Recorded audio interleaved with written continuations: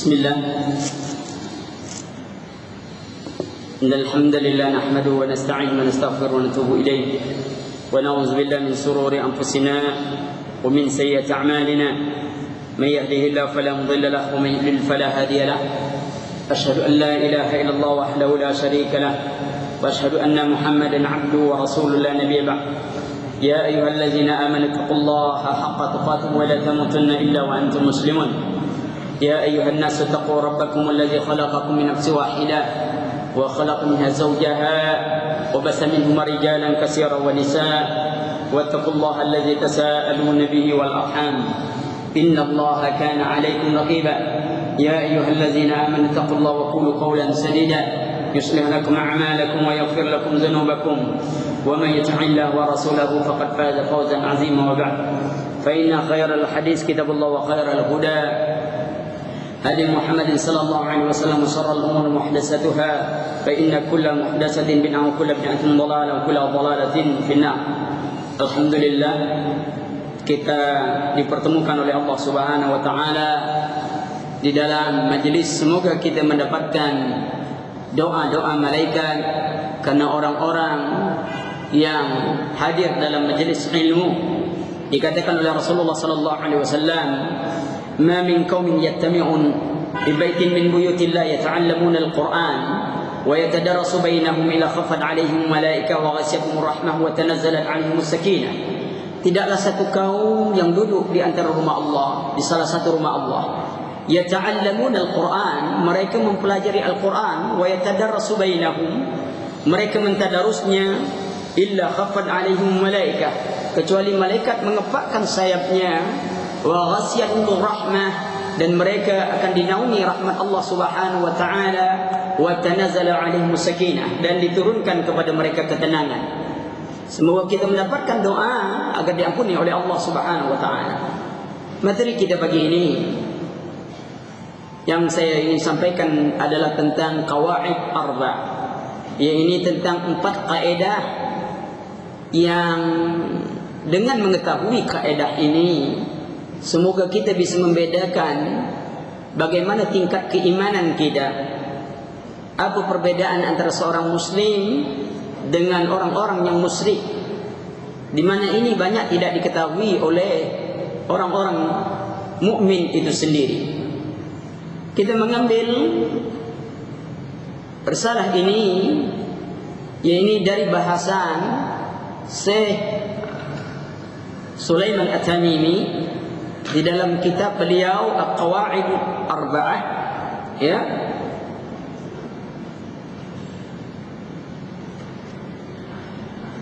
Ini kaidah yang 4 ini sangat perlu untuk kita pahami. Beliau memulai kitabnya dengan bacaan bismillah, ya. Beliau memulainya dengan bacaan bismillahirrahmanirrahim. Apa yang beliau mulai dengan qawaid ini, bismillahirrahmanirrahim, yang ini merupakan kaedah-kaedah yang penting untuk dipahami, bahwa bismillahirrahmanirrahim atau bismillah ini merupakan pengamalan dari firman Allah Subhanahu wa taala, bahwasanya Al-Quranul Karim setiap surah selalu diawali dengan bismillah, kecuali surah An-Naml, ya, kecuali surah An-Naml terdapat bismillah itu di tengah-tengah surat, ya. Kemudian ini juga merupakan ittiba kepada Nabi sallallahu alaihi wasallam, bahwa Rasulullah sallallahu alaihi wasallam telah menulis surat kepada Heraklius, ya. Beliau menulis surat kepada Heraklius dengan memulai dengan bismillahirrahmanirrahim, ya. Min Muhammadin Rasulullah, dari Muhammad utusan Allah Subhanahu wa taala, lalu mengajak Heraklius untuk, ya, masuk ke dalam Islam, ya. Aslim, maka Allah akan menyelamatkan kalian. Maka itu perhatikanlah, bismillah juga merupakan tanda tawakal kita kepada Allah. Jadi ketika ibu-ibu atau kita membaca waktu makan, kita baca bismillah. Waktu makan itu baca bismillah atau bismillahirrahmanirrahim, Bu? Bismillah saja kan? Iya. Lihat, kalau kita baca bismillah saja, itu artinya kita memulai dan bertawakal dengan seluruh nama Allah. Apabila kita bismillahirrahmanirrahim, itu mengkhususkan Ar-Rahman dan Rahim.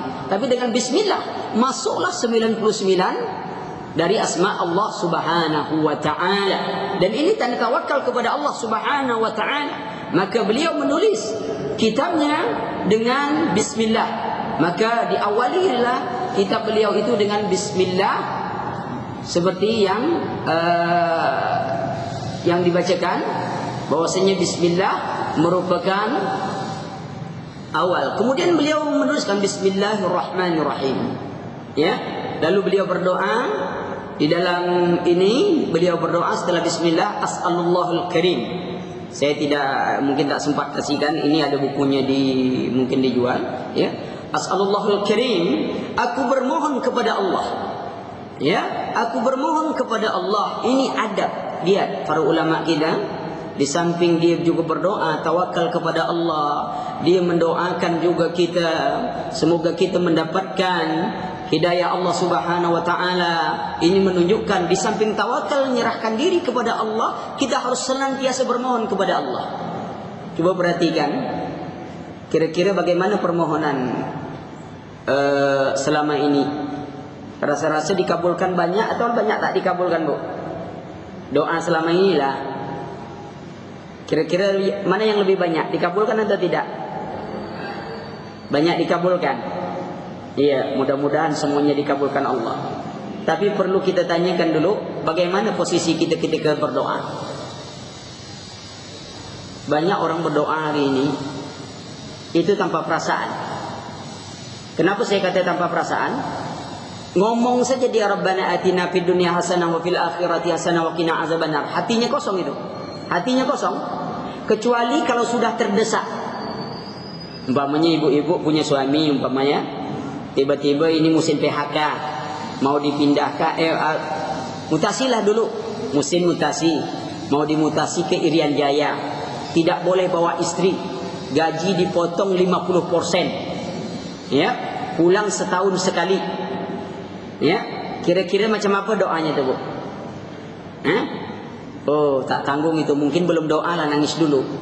Belum doa lah, nangis dulu. Ya Allah, semoga engkau tidak golongkan suamiku pada golongan orang-orang yang dimutasi. Allah, coba kalau doanya, ya Allah jadikan suamiku jadi orang-orang yang soleh, jangan suka meninggalkan istri, umpamanya gitu, Bu. Kan enak tuh.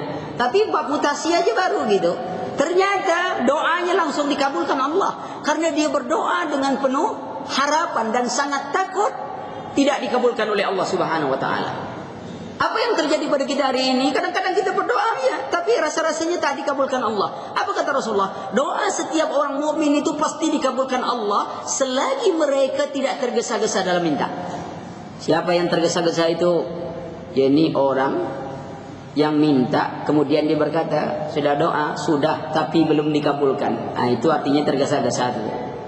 Banyak tak kita bilang gitu? Bu, gimana kini? Katanya, ya udah doa tapi belum dikabulkan. Itu termasuk tergesa-gesa. Ucapan tapi belum dikabulkan menyebabkan doa kita tak dikabulkan Allah.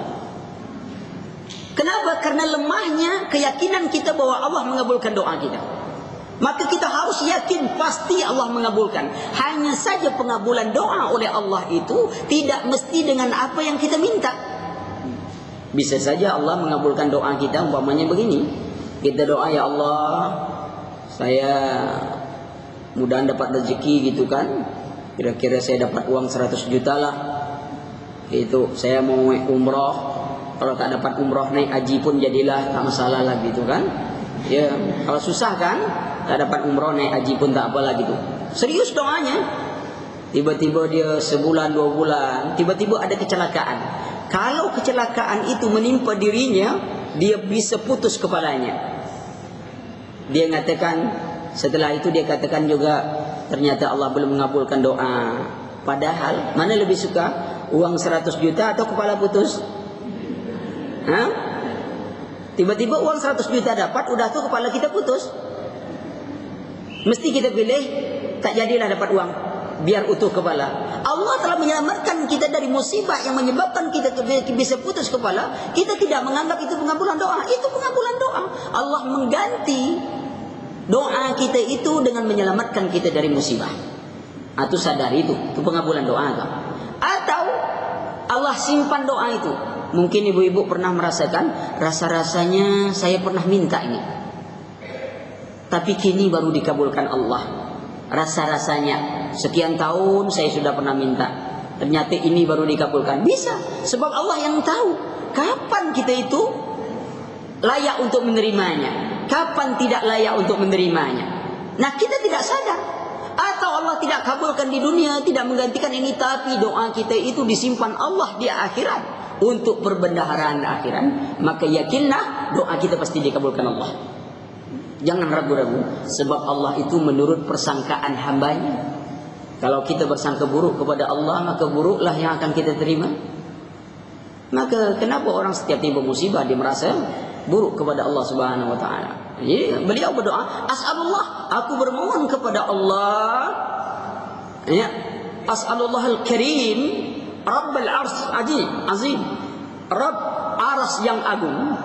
Aras Allah, di atas langit ada aras, aras yang sangat besar, dan Allah istiwa di atas arasnya. Jangan dipikirkan, ya. Maka itu dalam ahlus sunnah kita tidak boleh memikirkan zat Allah. Kata Rasulullah, tafakkaru fi khalqillah wa la tafakkaru fi zatihi. Berpikirlah tentang makhluk ciptaan Allah, jangan berpikir tentang zat Allah. Maka itu sering kita lihat, Bu. Ini biasanya bapak-bapak nih. Saya tak tahu juga di kalangan ibu-ibu. Ya. Biasanya kalau kita rajin ngaji, biasanya ada nasihat yang disampaikan. Ya. Kalau bapak-bapak biasanya nasihatnya begini, nah jangan terlalu ngaji, nanti dalam ngaji jadi gila. Itu nasihat tuh, Bu. Jadi jangan ngaji-ngaji sering, nanti jadi orang gila.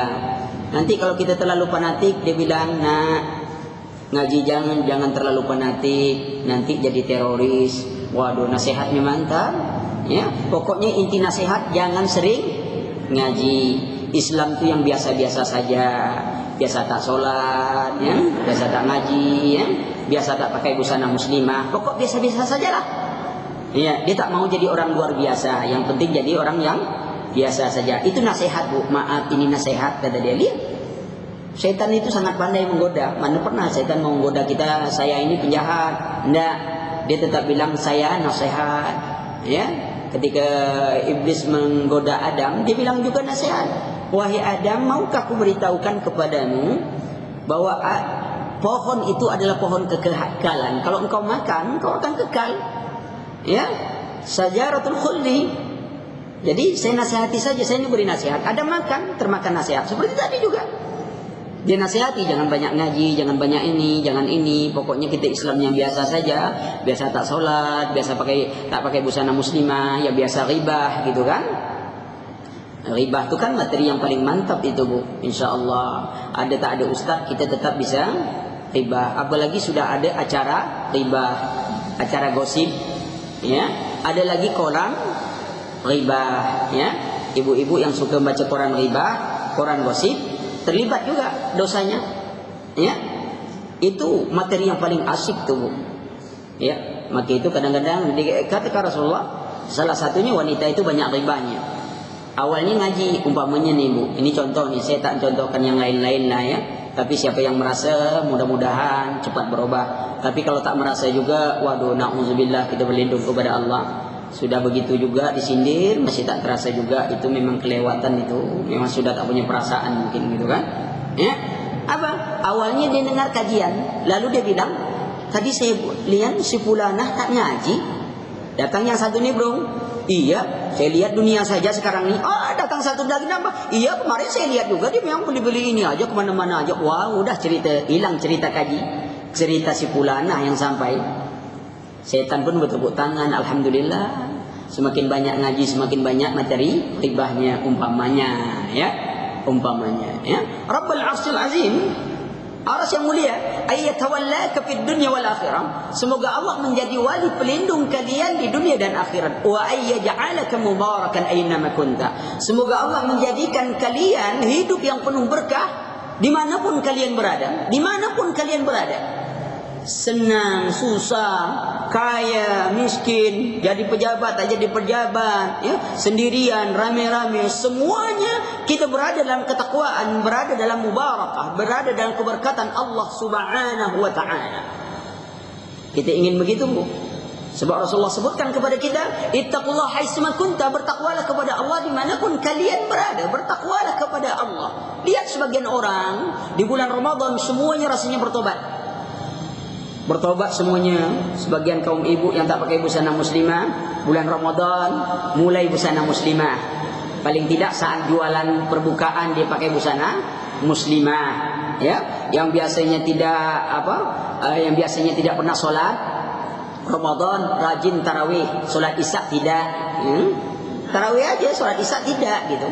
Sebab dia dengar ustaz mengatakan kalau bulan Ramadan, kata Rasulullah, pahala sunat itu dihitung pahala wajib. Akhirnya dia kerjakan solat sunat saja, dia tak kerjakan solat wajib, ya.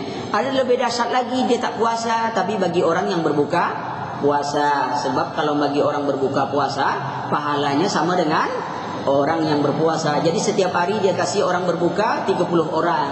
Jadi kalau dikali-kali sebulan ada 900 pahala, dikurang 30 masih ada 870 pahala. Waduh, matematikanya tinggi. Memang orang kalau ke masjid itu matematikanya hitungannya lain, tak pernah mau rugi. Prinsip ekonomi itu berlaku di masjid, Bu.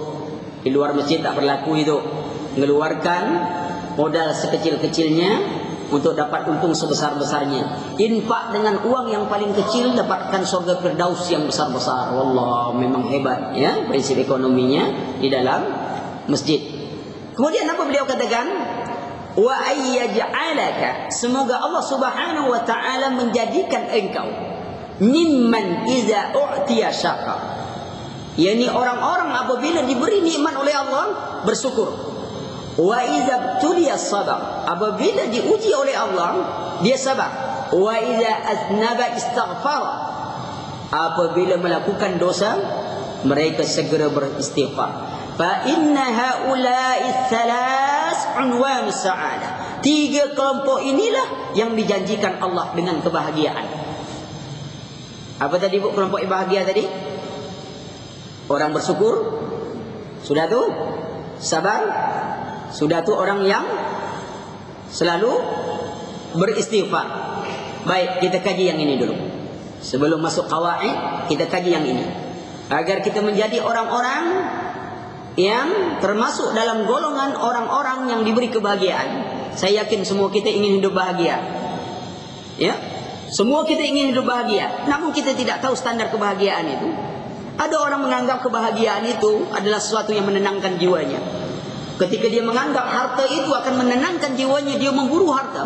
Pagi, sore, malam dia buru harta itu. Sampai-sampai dalam tidur pun masih pikir harta. Dalam solat jangan disebut lagi. Dia kadang-kadang dalam solat itu pula ingat hutang, ya. Waktu solat belum ingat hutang. Maksud saya itu hutang orang pada kita. Hutang kita jarang kita ingat. Hutang orang pada kita ingat dalam solat. Si anu tadi bayar hutang, siapa hutang, ini hutang, semua hutang, ya. Maka hati-hati dalam solat itu banyak ingatnya itu, Bu, ya. Kemudian perhatikan bagaimana menjadi hamba yang bersyukur. Bagaimana kita menjadi hamba yang bersyukur kepada Allah Subhanahu wa ta'ala, ya.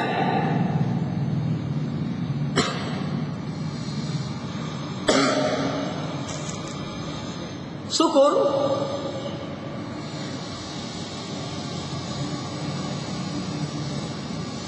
di dalam nikmat yang diberikan manusia dan syukur, ya, pertama kita hubungkan syukur itu, manusia itu kalau kita hubungkan dengan syukur dia terbagi 3 golongan. Pertama, orang yang mensyukur nikmat yang diberikan Allah. Ini golongan pertamanya. Yang kedua, orang yang menentang nikmat Ini kufur kepada nikmat yang diberikan Allah.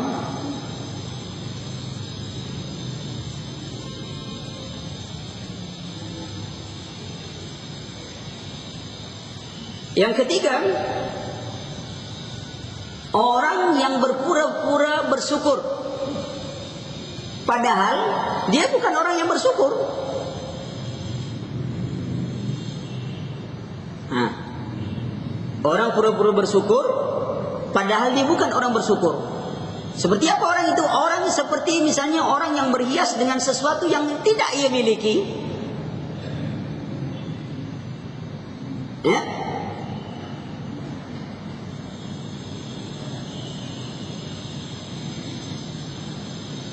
Perhatikan, nanti kita akan uraikan lagi bahwa syukur kepada Allah Subhanahu wa taala Allah sebutkan dalam surah Al-Baqarah ayat 152. Waskuruni azkurukum washkuruli wa la takfurun. Maka ingatlah kalian kepadaku, niscaya aku mengingat kalian, dan bersyukurlah kalian kepadaku kata Allah, dan jangan kalian kufur kepadaku kata Allah Subhanahu wa taala. Bersyukurlah kepada Allah Subhanahu wa taala. Allah katakan lagi, wa'buduhu washkuru lahu ilaihi turja'un, dalam surah Al-Ankabut ayat 17. Ibadatilah Allah dan bersyukurlah kepadanya, karena kepada Allah lah kalian akan dikembalikan. Ya, bersyukur kepada Allah karena kalian akan dikembalikan kepada Allah. Kita perhatikan ini. Syukur memiliki 3 rukun. Syukur memiliki 3 rukun. Rukun pertama, hatinya ma'rifah.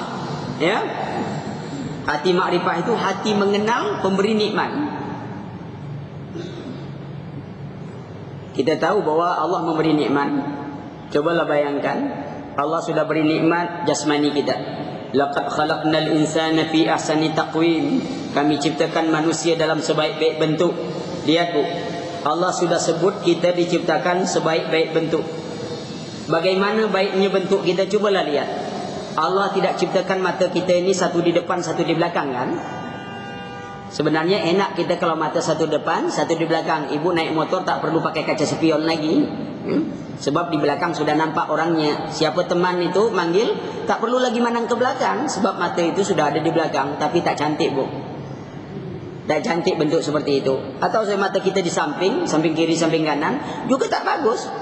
Allah ciptakan kita dalam sebaik-baik bentuk. Coba Ibu bayangkan kalau gigi kita ini tak usahakan bentuk yang baik. Batasan dalam penciptaan juga perlu kita syukuri. Coba Ibu bayangkan kalau gigi kita ini, gigi ibu-ibu lah, jangan gigi saya, ya, tumbuhnya macam jenggot saya, ya, yang gigi atas turun ke bawah semuanya, yang gigi bawah naik semuanya ke atas. Kira-kira macam apa bentuknya tuh? Makan pun susah kan? Susah. Tapi Allah batasi sebatas bibir. Syukuri nikmat itu. Jadi jangan menyumpah-nyumpah masalah gigi. Ya, kalau kiranya gigi kita sudah copot semuanya, syukuri juga. Apa syukurnya? Kita bisa gosok gigi sambil makan Bu. Coba kalau kita pakai gigi palsu kan, sambil makan kan bisa gosok gigi kita. Sebelah kita gosok gigi, sebelah kita makan. Kan syukur tuh. Ya, daripada kita sedang makan gosok gigi kan susah. Ya, syukuri. Ya, semuanya. Mata kita yang dibatasi Allah melihat. Ini syukur kita tak bisa melihat apa? Jin, ya. Saya rasa kalau ibu-ibu melihat jin ini pada tak datang ngaji nih. Susah. Ya. Apalagi kalau kita suka pakai rok jin, ya, celana jin. Nah, ini bahaya kita. Ya. Belum ada jilbab jin. Kalau ada jilbab jin nanti susah juga kita pakai. Dicopotnya di jalan susah kita, ya. Jangan, masih banyak pakaian manusia yang harus kita pakai. Jangan suka pakai yang jin-jinan, ya. Jangan. Nantilah kemasukan kita mau marah. Ya. Padahal kita sendiri sudah menyalahi keadaan itu. Perhatikan, makrifah hati kita, makrifah kita dikenalkan oleh Allah. Kita diciptakan oleh Allah Subhanahu wa taala. Laqad khalaqnal insana fi ahsani taqwim. Kami ciptakan manusia dalam sebaik-baik bentuk. Wa ja'ala lakumus sam'a wal absara wal afida. Kami berikan kepada mereka pendengaran, penglihatan dan hati. Di mana pendengaran, penglihatan dan hati itu harus kita syukuri. Dengan apa mensyukuri nikmat ini semuanya? Yaitu dengan mentaati Allah Subhanahu wa taala. Wa ma khalaqtul jinna wal insa illa liya'budun. Tidak kuciptakan jin dan manusia kecuali untuk beribadah kepadaku. Ketika orang punya hati tak mau mendengarkan ayat, memahami ayat Allah. Mereka punya pendengaran, tidak mendengar ayat Allah. Mereka punya penglihatan, tidak melihat keagungan kebesaran Allah Subhanahu wa taala. Lalu Allah jatuhkan derajat mereka pada derajat yang paling hina. Tsumma radadnahu asfala safilin. Kami turunkan mereka, derajat mereka pada derajat yang paling hina. Apa kehinaannya? Walaqad zara'nal jahannam katsiran minal jinni wal ins. Lahum qulubun la yafqahuna biha wa lahum a'yunun la yubsiruna biha wa lahum a'zanun la yasma'una biha. Ulaika kal an'ami bal hum adall. Ulaika humul ghafilun. Kami penuhkan isi neraka jahanam dari golongan jin dan manusia. Mereka punya hati, tidak mau memahami ayat Allah. Mereka punya pendengaran, tidak mendengar ayat-ayat Allah. Mereka punya penglihatan, tidak melihat keagungan kebesaran Allah Subhanahu wa taala. Ulaika kal an'am. Mereka seperti binatang, bal hum adall. Bahkan mereka lebih hina dari seekor binatang. Kita contoh yang lain saja, Bu, bagaimana kehinaannya itu. Pernah tidak lihat ayam jalan di depan ayam jantan, ayam betina, lewat depan ayam jantan buka paha, kira-kira pernah lihat, Bu? Saya rasa tak pernah itu. Ya. Ada ayam betina lewat depan ayam jantan, ayam jago, gagah lagi gitu kan. Dibukanya pahanya. Tidak ada, Bu. Tidak ada sama sekali. Begitulah nasib ayam, tapi dia mempertahankan auratnya walaupun dia berjalan tak pakai sepatu. Malang kan nasib ayam, Bu? Selalu menderita dia. Kita tak pakai sepatu berjalan, kita disebut kaki ayam, padahal kaki kita sendiri. Malang nasib ayam juga.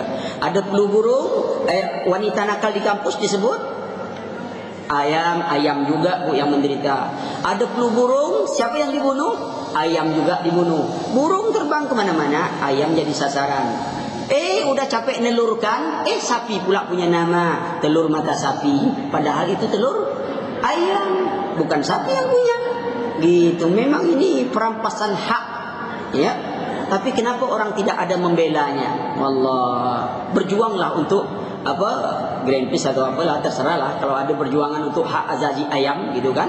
Ya, sebab ini dia capek-capek menelurkan, ternyata sapi yang merampas haknya, telur mata sapi. Wallah, menderita. Namun dia tetap mempertahankan harga dirinya. Kalau mau lihat pahanya, langkahi dulu mayatku. Ya kan? Kalau ibu mau beli ayam, sudah dipotong kan dulu, baru bisa lihat pahanya. Apa kata tukang potong? Bu, dikubah atau dicabut bulunya? Tapi harus dipotong dulu. Ya kalau ayam bisa ngomong kan, langkahi dulu mayatku, baru engkau bisa melihat pahaku. Wallah, memang hebat ayamnya, masih mempertahankan keadaan dirinya. Semoga kita tidak seperti itulah. Tetap pertahankan itu. Karena pakaian modern itu busana muslimah, Bu. Ibu bisa bayangkan orang yang pakai koteka dengan orang-orang di pantai. Kan beda-beda tipis itu tuh. Yang satu dari daun, yang satu dari sutra. Ya, beda-beda tipis pakaiannya. Nah, yang mana yang tipis tak tahu saya, ya. Begitulah. Itu pakaian modern. Enggak, kalau sekiranya tidak berpakaian itu modern, kuda yang paling modern. Sebab kuda keliling kota tak pernah punya pakaian, Bu. Tak ada kuda keliling kota itu, baik kuda jantan atau kuda betina, pakai celana di kota tak pernah. Naik bendi itu dia. Maka itu Allah tinggikan. Nah, ketika dia menerima ini, dimuliakan oleh Allah Subhanahu wa taala. Bahkan disebutkan kalau soal dari satu sisi, anjing itu kadang-kadang lebih mulia dari manusia. Dari sisi mana? Dari sisi kesetiaan kepada tuannya. Coba kita lihat seekor anjing yang diseret oleh tuannya, sudah tuh dipukul, sudah tuh dibagi makan dengan tulang, sudah itu diikat di tepi pagar, namun sang anjing tetap setia pada tuannya, tidak pernah membukakan pintu untuk maling. Tidak pernah. Dia tetap menggonggong orang yang tak dikenal dia. Kita ketika lahir tidak melihat, Allah beri penglihatan. Tidak mendengar, Allah beri pendengaran. Ketika hidup seperti ini, ya, kita tidak kita tak pandai berjalan, Allah beri kesempatan untuk berjalan. Kita tidak punya harta, Allah beri harta. Tapi setelah dapat, kita berkhianat kepada Allah Subhanahu Wa Taala. Kita tidak mentaati Allah Subhanahu Wa Taala. Allah telah berikan semua nikmat kepada kita, namun kita tidak mensyukuri nikmat itu. Maka itu di samping hati kita ma'rifah, mengenal pemberi nikmat, maka hati kita harus banyak mensyukuri, menyebut pemberi nikmat. Coba bayangkan begini, kalau kita sudah rumah kontrakan habis, ya, udah disuruh keluar, suami mau kerja pun sudah mau diberhentikan, keahlian tak ada lain, sudah itu pula lagi anak mau masuk sekolah lah, biayanya puluhan juta. Sudah itu anak yang satu lagi sedang tergeletak di rumah sakit, lalu tiba-tiba menung datang teman, ada apa bu? Inilah musibah lah, dianggap musibah begini gini semuanya. Lalu teman tuh, udah, ibu ke rumah saya saja, nanti itu ada rumah saya, tinggal di situ. Bapak nanti ambil kerja sama saya aja sekalian. Anak ibu rumah sakit saya yang tanggung, yang ini semuanya ini nanti kita sekolahkan ini. Lalu kita terima semua nikmatnya itu. Kira-kira kalau hari hujan jam 2 malam dia nelpon, diangkat atau tidak? Ini sudah ditulis di kotak HP nih, di HP nomor HP sudah ditulis putri penolong, gitu, kayak putri Cinderella gitu, putri penolong. Langsung ditulis itu, tulis. Begitu tulis atau tulisannya sang penolong. Begitu saking kagumnya ditolong. Begitu dia minta, bu, ini ada masalah di rumah jam 2 malam ini, bisa tak bapak tolong bantu kita di sini, ini terdesak gini ini. Kira-kira apa yang ibu jawab? Marah atau apa? Atau mengiyakan? Mesti kita iyakan, sebab kita takut dikatakan orang tak pandai berterima kasih. Loh, Allah Subhanahu Wa Taala, apa yang tidak diberi Allah kepada kita? Semuanya diberi Allah. Ketika tak punya penglihatan, Allah beri penglihatan. Tak punya pendengaran, Allah beri pendengaran. Tak mampu berjalan, Allah beri berjalan. Tak ada kekayaan, Allah beri kekayaan. Tetapi ketika Allah Subhanahu Wa Taala memanggil kita untuk munajat kepadanya, apa yang kita jawab? Kita jawab dengan senang hati atau dengan susah hati? Cara kita menjawab menunjukkan tingkat amalan kita.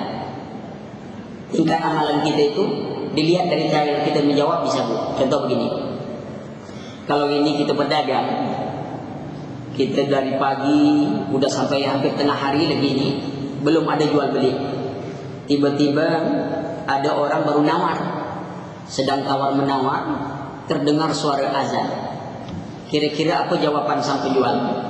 Dengar azan tadi, paling-paling dia menggerutu sedikit lah sama tukang azan. Ini Pak Bilal tak ngerti, orang baru aja tawar menawar, belum jadi dia sudah azan, ya gitu. Cobalah tunggu dulu jadi baru azan, baru lapang dia. Walaupun dia sholat sesuai syarat dan rukun dan syaratnya, ikhlas kepada Allah, ittiba, insya Allah diterima Allah. Tapi cara dia menjawab panggilan itu menunjukkan tingkat ibadahnya kepada Allah, baru tingkat sekedar memenuhi kewajiban. Sama lah ibu namanya baru aja menjerang ikan. Ini kan baru beli lagi kan, baru aja dimasuk dalam penggorengan gitu, tiba-tiba terdengar suara azan. Kira-kira apa jawabnya? Muazin ini kenapa tak nunggu ikan dimasak dulu baru azan begitu? Walaupun panggilan itu dijawab, tapi itu tingkatan. Nah, kira-kira ukuran kita baru sampai di mana nih bu? Baru sekedar memenuhi kewajiban atau sudah menjadi kebutuhan sholat? Periksa diri sendirilah. Ya, kita periksa diri sendiri. Tapi intinya nanti saya jelaskan juga gitu. Perhatikan tadi bahwa kita bersyukur kepada Allah, kemudian kita tahu pemberi nikmat yakni Allah Subhanahu Wa Taala, banyak kita menyebutnya, memujinya. Nah, sekarang berapa banyak kita memuji Allah? Coba tadi orang yang bantu kita, mesti kita puji itu. Kalau namanya Fulanah, asal terdengar nama Fulanah itu mesti kita memuji. Benar itu Fulanah itu benar baik-baik dengan saya, benar kita musibah pun begini, apapun dia bantu ini, kita akan memujinya terus. Kenapa? Karena kita sudah berhutang. Sekarang kita tidak merasa berhutang kepada Allah. Dan kalaupun kita memuji Allah Subhanahu Wa Taala, itu tidak ada kepentingan Allah dan itu untuk diri kita sendiri. Tapi berapa banyak kita memuji Allah? Yusabbihu lillahi ma fis samawati wa ma fil ardh. Bertasbih kepada Allah. Apa yang ada di langit dan di bumi ini, semuanya bertasbih kepada Allah. Kita berapa kali bertasbih kepada Allah? Memuji Allah. Bahkan beristighfar berapa kali. Keadaan kita ini mana bagus istighfar atau memuji? Ya? Istighfar atau memuji, Bu? Kalau kita punya pakaian bagus, maka kita bagus memuji. Tapi kalau pakaian yang kita pakaian itu kotor, yang bagus dia dicuci. Manusia ini adalah makhluk yang tidak lepas dari khilaf dan salah. Maka yang lebih utama bagi mereka adalah banyak istighfar kepada Allah Subhanahu wa ta'ala untuk membersihkan dirinya.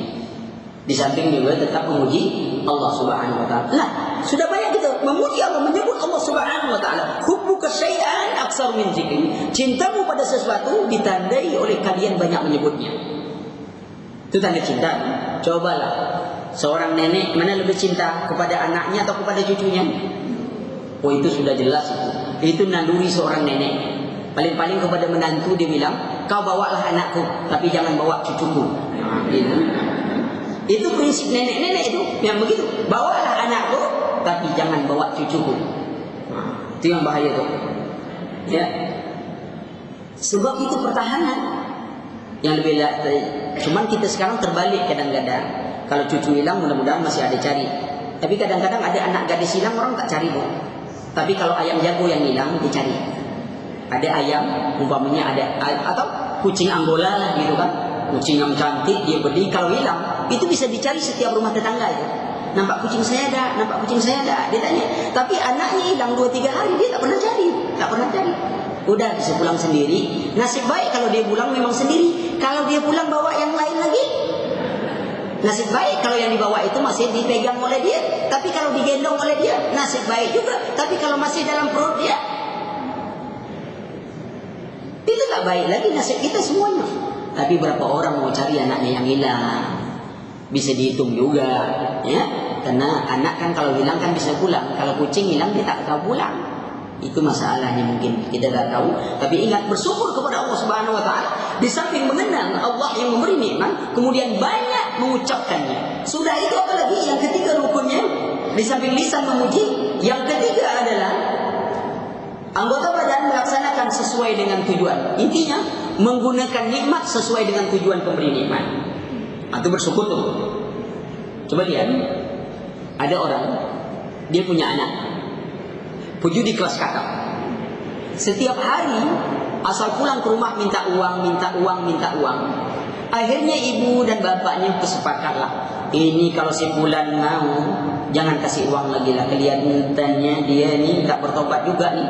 Kita kasih kopiah kain sarung aja biar dia bertobat, kata ayah dan ibunya. Tiba-tiba hari itu datang anak, Bu, minta uang. Kata ibunya, tidak ada uang hari ini. Lalu ambil kopiah kain sarung itu. Diambilnya lah kopiah dan kain sarung, dia pergi. Memang benar, setelah dia mendapat kopiah dan kain sarung, benar-benar dia selalu berterima kasih kepada ibunya. Setiap ketemu bapak, terima kasih Pak, terima kasih Bu. Dia tak pernah minta uang lagi. Lega hati ibunya. Tapi setelah itu berjalan 1 bulan, terlalu banyak terima kasih. Akhirnya ibunya tanya, kok kini kamu tak minta uang lagi? Gitu. Anaknya dengan santai menjawab, benar Bu, dulu kan saya dipejudi di kelas kakak. Alhamdulillah, setelah ibu kasih kopiah kain sarung, ya saya tetap berjudi, tapi tak kalah-kalah lagi Bu, kata dia kan gitu. Waktu dulu minta uang tuh kalah terus, tapi setelah dapat kopiah kain sarung, saya jadikan kopiah untuk tempat uang, kain sarung tempat main judinya. Terima kasih banyak Bu, ya. Nah, kira-kira ibu kata itu anak bersyukur, anak kurang ajar? Padahal dia setiap hari mengucapkan alhamdulillah, terima kasih. Lihat bagaimana kita dengan Allah. Setiap hari alhamdulillah, alhamdulillah, syukur, alhamdulillah, semuanya alhamdulillah, dapat rezeki alhamdulillah. Tapi panggilan Allah, ketaatan kepada Allah tidak kita gunakan. Ada orang alhamdulillah karena main domino, kartu dominonya udah lepas, balak 6-nya lepas atau semua lepas, dia alhamdulillah. Bayangkan dia tidak menggunakan nikmat kehidupan yang diberikan Allah untuk mentaati Allah Subhanahu wa ta'ala. Walaupun lidahnya, lisannya mengucapkan alhamdulillah, alhamdulillah, alhamdulillah, tapi prakteknya bagaimana? Apakah dia praktek untuk taat kepada Allah Subhanahu wa ta'ala hidupnya? Maka perhatikanlah, gunakan nikmat yang diberikan Allah. Karena yang dinilai oleh Allah kepada diri kita ini adalah amalan kita. Innallaha la yanzuru ila jasamikum wa la ila suwarikum walakin yanzuru ila qulubikum wa a'malikum. Allah tidak melihat bentuk tubuh kalian. Tidak. Allah juga tidak lihat bentuk harta kalian. Tidak. Coba bayangkan, kalau kita bicara kecantikan, kalau ada ratu cantik sejagat, sekiranya dia mati, dipotonglah tangannya itu, dua tangannya, diletak di etalase. Kira-kira ada yang mau beli tak? Tidak ada mau beli. Padahal dia ratu cantik sejagat itu. Tapi coba tengok gajah mati. Gajah mati, dipotong dua gadingnya itu, diletak di etalase. Ada tak orang yang beli? Jangankan beli, mencuri pun mau orang. Lihat harganya. Lalu apa gunanya kecantikan itu? Tidak ada guna di sisi Allah Subhanahu Wa Taala. Coba bayangkan, secantik apapun wajah seorang wanita, kalau kepalanya dipotong diletak etalase, tak tertarik orang itu. Tidak tertarik. Coba bayangkan itu burung merak. Maaf bicara, bulu ekor burung merak itu dijual, masih dibeli orang atau tidak? Dibeli.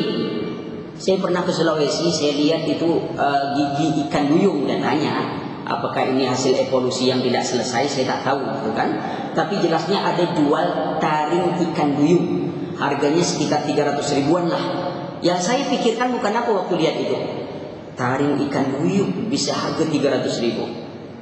Kita cobalah ibu-ibu umpamanya cabut gigi, ya, begitu dicabut, ya, lalu mau bayar, maaf Pak, ambil saja gigi saya. Kira-kira ini, maaf, mungkin ada dokter gigi mau terima atau tidak, itu terserah saja lah. Kalau mau terima silakan gitu. Tak mau. Kenapa tidak ada harganya? Bangkai manusia tak ada orang berebut beli. Bangkai ikan orang berebut tak beli, Bu. Berebut orang beli. Orang kita beli makan ikan mati semua kok. Ikan sarden, ikan teri, ikan apa, ikan asin, ikan mati. Mana ada kita mau beli bangkai orang? Artinya tidak harga diri kita, tak ada harganya. Kecantikan kita tak ada nilai di sisi Allah Subhanahu Wa Taala. Sehebat apapun kita, jasmani kita tidak dinilai oleh Allah Subhanahu Wa Taala. Kaya, sekaya apa kita? Memangnya semua dunia ini milik kita? Enggak, Bu. Coba perhatikan burung walet. Burung walet, kuliah tidak, sarjana tidak, apapun tidak. Wallah, air liurnya 20 juta 1 kilo, Bu. Kalau ada profesor, doktor, insinyur, DLL lagi, saking banyak gelarnya, Bu, susah lagi. Masukkan air liurnya dalam botol, dijual, ada tak orang mau beli? Lagi itu tak ada harga lah lagi. Lalu apa mau kita sombongkan? Tidak ada yang bisa kita sombongkan di hadapan Allah. Allah tidak nilai itu semuanya. Tinggal pangkat jabatan, kekayaan kita. Tidak, Qarun itu lebih kaya. Coba lihat orang kampung kita, begitu gali, ketemu botol Coca-Cola di dalam tanah. Apa dia sebut?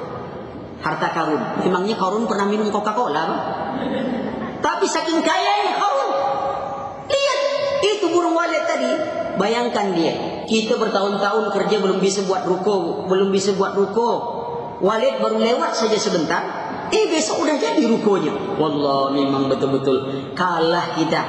Kita udah kerja sama Toke 20 tahun, Toke belum mau buatkan ruko untuk kita. Burung walet belum kerja lagi, baru lewat-lewat saja. Ya, wah, udah siap rumahnya. Di atas dari rumah kita lagi. Mana ada sarang walet di bawah-bawah semua, kan? Di atas Allah. Jadi apa yang kita andalkan di sisi Allah? Tidak ada, kecuali keimanan kita kepada Allah Subhanahu Wa Taala dan ilmu.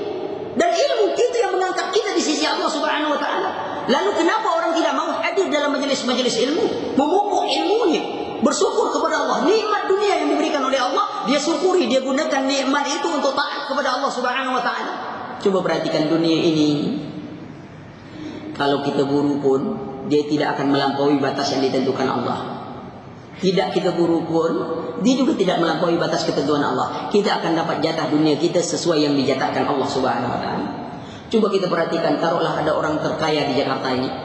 Hampir setiap sudut dia punya ruko, punya rumah, punya bangunan, punya ini, punya toko. Kalau dia mati, tempatnya sama saja, pintu masuknya sama saja. 1 kali 1, 2 kali 1, itu lumayan. Walaupun rumahnya pakai keramik yang lebih dahsyat, tapi kuburannya tak pernah pakai keramik, Bu. Kalaupun di keramik itu di atas, apa gunanya? Lebih baik di dalam aja dikasih sekalian, kasih AC biar dingin. Ya, ngapain di luar? Kan tak ada manfaat di luar. Dipijak-pijak orang di luar, lebih baik di dalam. Ya, di dalam, ini bukan anjuran. Ya. Dan di dalam dikasih keramik yang mantap itu kayak apa? Kayak keramiknya di Madinah itu, di Mekah itu yang tahan panas itu kan? Ya, dipasang aja di dalam biar tahan panas sedikit gitu kan? Kasih AC, terserah apa mereknya untuk di dalam. Tak ada manfaat. Nah, orang yang kita katakan miskin di Jakarta ini, di mana dia minta, di sini dia minta, semua minta. Kalau dia masuk ke kuburan, pintunya sama, tempat masuknya sama. Lalu apa yang tidak diandalkan di sisi Allah Subhanahu wa taala kecuali keimanan kepada Allah Subhanahu wa taala, kecuali ilmu yang diberikan oleh Allah Subhanahu wa taala. Yarfa'ullahu allazina amanu minkum wallazina utul ilma darajat. Allah mengangkat orang beriman di antara kalian dan orang-orang yang diberi ilmu tentang keimanan itu berapa derajat. Allah angkat tinggi. Wallah, hari ini mudah, Bu. Ibu-ibu bisa datang majelis taklim, ya. Kita aman, ya. Pergi pakai mobil, kendaraan, pakai ini. Ulama kita dulu bisa berjalan kaki berbulan-bulan. Berjalan kaki hanya ingin cari satu hadis. Kita sudah mudah, Allah mudahkan, ingin kemuliaan. Semua kita manfaatkan. Jadi, pertama kita jadi orang bersyukur, menggunakan semua nikmat diberikan Allah untuk mentaati Allah Subhanahu wa taala. Dunia yang kita dapatkan juga kita jadikan alat untuk meninggikan derajat kita di sisi Allah. Jangan dicampakkan. Salah pula orang akhirnya lupa. Dunia tak mau, semua tak mau. Ada ruko jual semua, ada rumah dijual, ya. Ada apa dijual, udah tuh duduk di pinggir jembatan menung sendiri. Ya, kenapa? Udahlah besok mau mati juga. Makan tak mau juga, besok mau mati juga. Pakaian ndaklah, besok mau mati juga. Wah, ini salah paham. Ya. Jadikan dunia itu bekal untuk akhirat, itu yang paling penting. Apa saja kita cari, tapi jangan cari dunia dengan dunia. Kita ini kadang-kadang kan baru termotivasi kalau ada ustadz yang kasih semangat. Tapi kalau Allah kasih semangat, dia tak semangat. Kata Allah, kalau berinfak itu 100 kali lipat, berpuluh kali lipat. Kalau bangun masjid sekecil apapun, ya, niscaya Allah akan buatkan istana nanti di surga. Belum tertarik untuk infak itu, Bu. Tapi setelah ustadz datang, ustadz bercerita. Konon kabarnya ada seorang penjual pedagang goreng pisang. Dia telah menginfakkan pisang, satu goreng pisang setiap hari kepada seorang pengemis. Selang beberapa waktu pengemis itu hilang. Setelah 20 tahun baru ketemu lagi. Ternyata pengemis itu sudah menjadi konglomerat. Mengenang jasa penjual goreng pisang ini, akhirnya pengemis itu mengumrahkan penjual goreng pisang. Setelah dihitung-hitung, harga goreng pisang dikali dengan 20 tahun sama dengan biaya umroh. Wallah, akhirnya penjual goreng pisang rajin berinfak supaya cepat umroh. Yang satu tidak mau satu goreng pisang karena lama nunggunya. Berapa tahun? 20 tahun. Akhirnya dia berinfak 20 goreng pisang supaya 1 tahun bisa umroh. Akhirnya lagi tak puas, dia mau infak 200 goreng pisang supaya 2 hari sudah bisa umroh. Dia cari dunia untuk dengan amalan akhirat. Bayangkan, dia baru semangat. Padahal cerita itu kan konon kabarnya baru. Ya, yang aneh lagi, yang penjual goreng pisangnya rajin berinfak 20 tahun masih jadi penjual goreng pisang. Yang pengemis tadi 20 tahun jadi apa dia? Konglomerat. Kalau gitu lebih baik kita jadi pengemis. 20 tahun kita jadi konglomerat. Ya, lihat. Apa kita tak motivasi apa yang disebutkan Allah Subhanahu wa taala? Ganjaran yang melimpah. Jangan menunggukan ide-ide manusia. Kita hanya membutuhkan Allah. Kita tidak membutuhkan manusia dalam amalan ini. Tidak butuh kita kepada manusia. Pujian manusia, sanjungan manusia tidak kita butuhkan dalam amalan kita. Ridon nasu ghayah. Keredoan manusia itu sesuatu yang tidak mungkin kita capai. Tidak mungkin kita mencapai keredoan itu. Baik pun kita amalkan, buruk juga kata orang. Apalagi buruk yang kita amalkan. Perhatikan, ini orang yang pertama tadi, yang bersyukur kepada Allah, menggunakan semua nikmat untuk mentaati Allah Subhanahu wa taala. Yang kedua adalah yang disebutkan oleh beliau, orang yang beristighfar. Ya?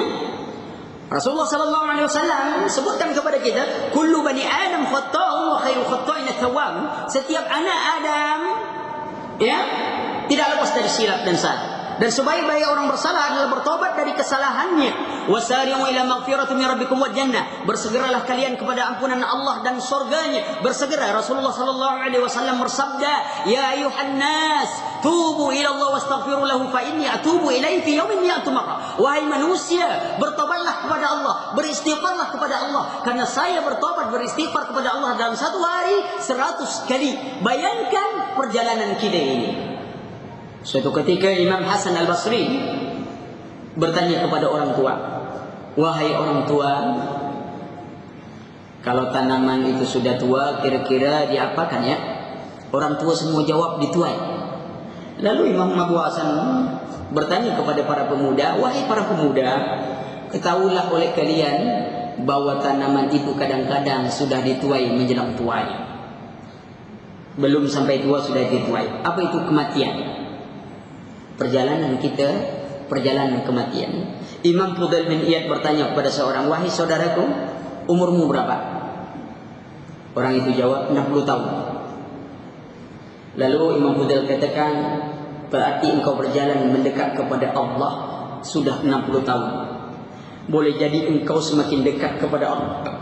Orang itu katakan, "Inna lillahi wa inna ilaihi raji'un." Lalu Imam Fudail katakan, "Tahukah engkau apa makna yang engkau ucapkan?" Coba ibu perhatikan. Kan banyak orang bisa mengucapkan tuh, "Inna lillahi wa inna ilaihi raji'un." Samalah dengan kita saling mengucapkan Assalamualaikum. Kita jawab Waalaikumsalam. Bukan main itu semangatnya. Tapi tahu tak kita makna Assalamualaikum itu? Apa yang dituntutnya? Bahwa ketika kita mengucapkan salam untuk saudara kita, itu maknanya, "Wahai saudaraku, semoga engkau selamat dari lisanku dan tanganku." Kita ucap Assalamualaikum, tapi ghibah kita jangan juga. Berarti kita tidak melaksanakan tuntutan dari Assalamualaikum. Ghibah jalan apa jalan? Assalamualaikum, waalaikumsalam. Udah kenal itu? Kenal. Memang dia tuh kayak gitu juga ini. Percuma aja jilbab besar-besar macam itu. Kerjanya memfitnah orang aja itu. Ghibah orangnya. Padahal dia tengok saya kan tak fitnah orang, tak ghibah orang. Padahal dia sedang menghibah orang. Ya? Percuma aja jilbab besar-besar tuh gede-gede. Ini kadang-kadang banyak gitu. Yang penting kan hati. Hati itu kan yang penting hati baik. Walaupun tak pakai jilbab, tapi hatinya baik. Memangnya dalam bab jilbab dia lebih baik. Tapi dalam bab ghibah itu bagaimana menghibah orang juga? Yang penting hatinya baik. Apakah orang yang suka menghibah orang hatinya baik? Ya? Dalam segi ghibah sipulannya. Maka itu harus perhatikan keadaan kita. Ya, hati kita perlu dijaga, perlu dibina, karena kadang-kadang itu mudah dibinasakan oleh syaitan, oleh kelemahan hati kita.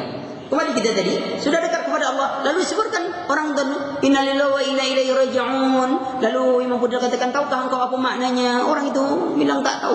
Kalau engkau tahu bahwa kita ini dari Allah dan akan kembali kepada Allah, yakinlah bahwa Allah tidak membiarkan kita hidup menikmati semua nikmat kecuali Allah akan minta pertanggungjawaban. Perhatikan hadis Rasulullah. La tazulu qadam ibnu Adam yaumal qiyamah hatta yus'al. Tidak bergeser telapak kaki anak Adam di hari kiamat sampai dia akan ditanya, wa fi riwayatin an arba'atin masail. 4 masalah tentang umurnya.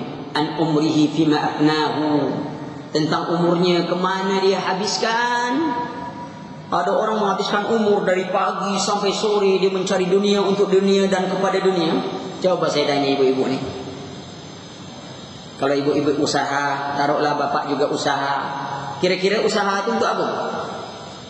Kira-kira lah usaha yang dilakukan untuk apa? Hah? Untuk masa depan atau untuk apa? Usaha mati-matian ya.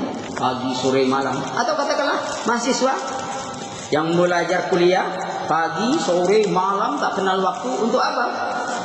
Yang ia lakukan, dia akan jawab ya untuk masa depan. Lalu ditanyakan, kalau ibu juga membiayai anak sekolah dari pagi sampai sore di sekolah yang cari tinggi-tinggi, terutama sekolah-sekolah yang kita katakan cukup terkenal, yang diajarkan bahasa Jerman, bahasa Inggris, ya. Kan orang kalau masuk ke pesantren atau sekolah agama biasanya lemah orang, Bu. Lemah orang. Jarang orang mau bangga menyebutkan, "Mana anakmu?"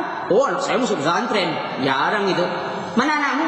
"Adalah," kata dia, "apa sekolah di apa itu, susah saya nyebutnya." Padahal pesantren, tapi susah nyebutnya. Kenapa? Adalah di pesantren itu, kata dia, agak apa sedikit gitu. Lalu kata ibu yang satu lagi, oh pesantren. Iya juga ya, tak semua anak harus dunia. Jadi salah satunya juga masuk pesantren. Jadi salah satu yang benar satu sekolah umum, yang salah satu masuk pesantren. Siapa yang salah satu itu? Yang paling nakal, yang paling bodoh itu masuk pesantren. Sebab dia salah satu. Lah kalau dia disekolahkan umum bisa salah dua, Bu. Jadi biarlah salah satu aja masuk sini, yang benar satu di sini. Lihat, lebih dahsyat lagi kadang-kadang, ya ada orang, ini mudah-mudahan di sini tak ada lah. Ketika masuk pesantren, apa kata dia umpamanya, Pak Ustaz, kalau boleh nggak nih Pak Ustaz, ini yang uang bangunan 750.000 saya bayar 3 kali lah. Ini kan pesantren Ustaz, sekolah dakwah gitu, perlu ikhlas gitu kan. Wah, kena nasihati. Ustaz tadi bilang ya lah Bu, tak apa, tak masalah. Tapi kenapa harus 3 kali bayar? Susah betul Ibu. Susah itu tidak Ustaz. Cuman saya baru masukkan anak ke dokteran 750 juta baru bayar gitu kan. Jadi yang 750.000 ini kalau dapat 3 kali bayar lah. Yang 750 juta baru bayar kontan Ustaz. Jadi tak bersisa lagi uang saya. Allah, nilai agama terlalu mudah di sisi mereka. Dunia sangat mudah. Tapi kalau kita tanyakan, yang anak sekolahkan dari pagi sampai sore, yang anak cari dana untuk dari pagi sampai sore, yang anak kumpul pagi sore, itu untuk masa depan. Tanyakan, yakin tak anak menikmati itu? Saya yakin tidak ada yang berani memastikan bahwa dia akan menikmati masa tuanya dengan baik. Pasti tidak ada. Namun dia berbicara dengan diplomasi, namanya juga usaha ya Ustaz. Kita kan orang tua kan harus bertanggung jawab pada anak-anak. Hebat. Bahasa diplomasinya mantap, ya. Ya, namanya juga usaha. Saya tidak menyalahkan usaha, tetapi yang disalahkan itu pola kita berusaha. Apa pola kita berusaha? Kenapa sesuatu yang kita tahu itu tidak pasti kita usahakan mati-matian? Mati, yakin tak kita? Kira-kira ibu yakin tak mati? Insya Allah yakin. Tapi kalau ditanyakan sudah bersiap tak untuk mati? Ada pertanyaan, bukan ada memang sudah saya tanyakan, bukan ada lagi. Sudah siap tak untuk mati? Mesti jawabnya belum siap. Tetapi sesuatu yang kita ragukan, belum tentu kita menikmati hari tua. Anak kita jadi sarjana, anak kita jadi ini, anak kita jadi itu, lalu kita memperoleh kebahagiaan dengan kedudukan anak kita dan jabatan yang dia peroleh. Belum tahu kita menikmati, kita telah habis waktu, tenaga, uang semuanya untuk sesuatu yang tidak pasti kita nikmati. Tapi kematian yang pasti, yang kita yakin dia pasti datang, sudah siap atau belum? Tidak. Kira-kira kita ini orang pintar orang bodoh? Bu, pintar atau bodoh? Ya, bukan saya yang kata bodoh Bu ya. Diri sendiri ya, bukan saya.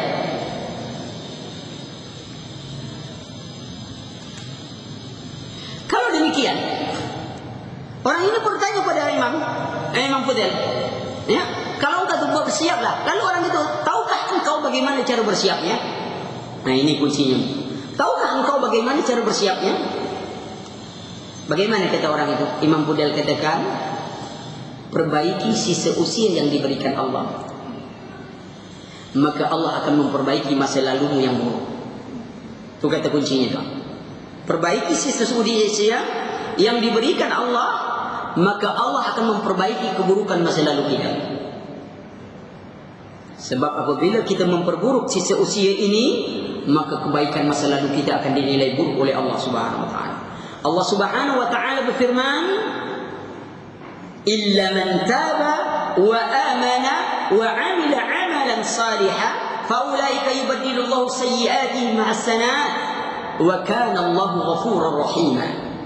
Kecuali yang bertobat, beriman dan beramal saleh, maka Allah Subhanahu wa taala akan menggantikan keburukan masa lalu mereka dengan kebaikan. Sesungguhnya Allah Maha Pengampun lagi Maha Penyayang. Ini kata kunci. Maka selagi ada sisa usia yang dibagikan Allah, tidak ada kata terlambat dalam Islam. Ketika usia itu masih ada, maka ketika itulah kesempatan kita untuk memperbaiki sisa usia. maka manfaatkan seluruh detik waktu yang diberikan oleh Allah untuk ketaatan kepada Allah Subhanahu wa taala. Waktu sesuatu yang berharga. Kematian dia tidak mengenal belas kasihan. Barang siapa yang tidak mati oleh pedang, maka dia akan mati oleh sebab yang lainnya. Tanawatil asbab fal mautul wahid. Banyak sebab kematian, namun kematian hanya satu saja yang memisahkan kita dari dunia dan angan-angan kita ini. Semua yang kita beri dunia akan tercampak demikian. Akan tetapi apa kata para ulama, lau anna idza minna turikna lakana al-maut rahatan likulli hayyin. Kalau sekiranya kita mati, kita dibiarkan Allah, lakana al-maut rahatan likulli hayyin. Maka kematian adalah tempat peristirahatan bagi setiap yang hidup. Walakin idza mitna bu'isna wa tus'alu an kulli syai'in. Akan tetapi kalau kita mati dan kita dibangkitkan Allah, dan kita akan ditanya semua sesuatu yang telah kita nikmati. Berapa banyak nikmat kita? Semua yang ditanya Allah. Nikmat waktu, nikmat tenaga, nikmat uang, semuanya akan ditanya oleh Allah Subhanahu wa taala. Maka perbanyak istighfar kepada Allah Subhanahu wa taala. Ketika kita melakukan kesalahan, segera bertobat kepada Allah Subhanahu wa taala, karena kebaikan itu akan menghapuskan keburukan-keburukan yang kita lakukan. Yang ketiga, orang yang berbahagia adalah orang yang sabar. Ya. Orang yang sabar. Innallaha ma'as-sabirin. Karena orang-orang, sesungguhnya Allah itu bersama orang-orang yang sabar. Ada beberapa bentuk kesabaran. Pertama, kesabaran yang berkaitan dengan ikhtiar syar'i. Itu pertama kesabarannya. Yang kedua, kesabaran yang berhubungan dengan tabiat manusia. Yang ketiga, kesabaran dalam musibah. Ini 3 bentuk kesabaran. Kemudian perhatikan lagi, kesabaran yang pertama, kesabaran yang berhubungan dengan ikhtiar syar'i, usaha yang syar'i. Ini terbagi 2. Pertama, kesabaran di dalam taat kepada Allah Subhanahu wa taala.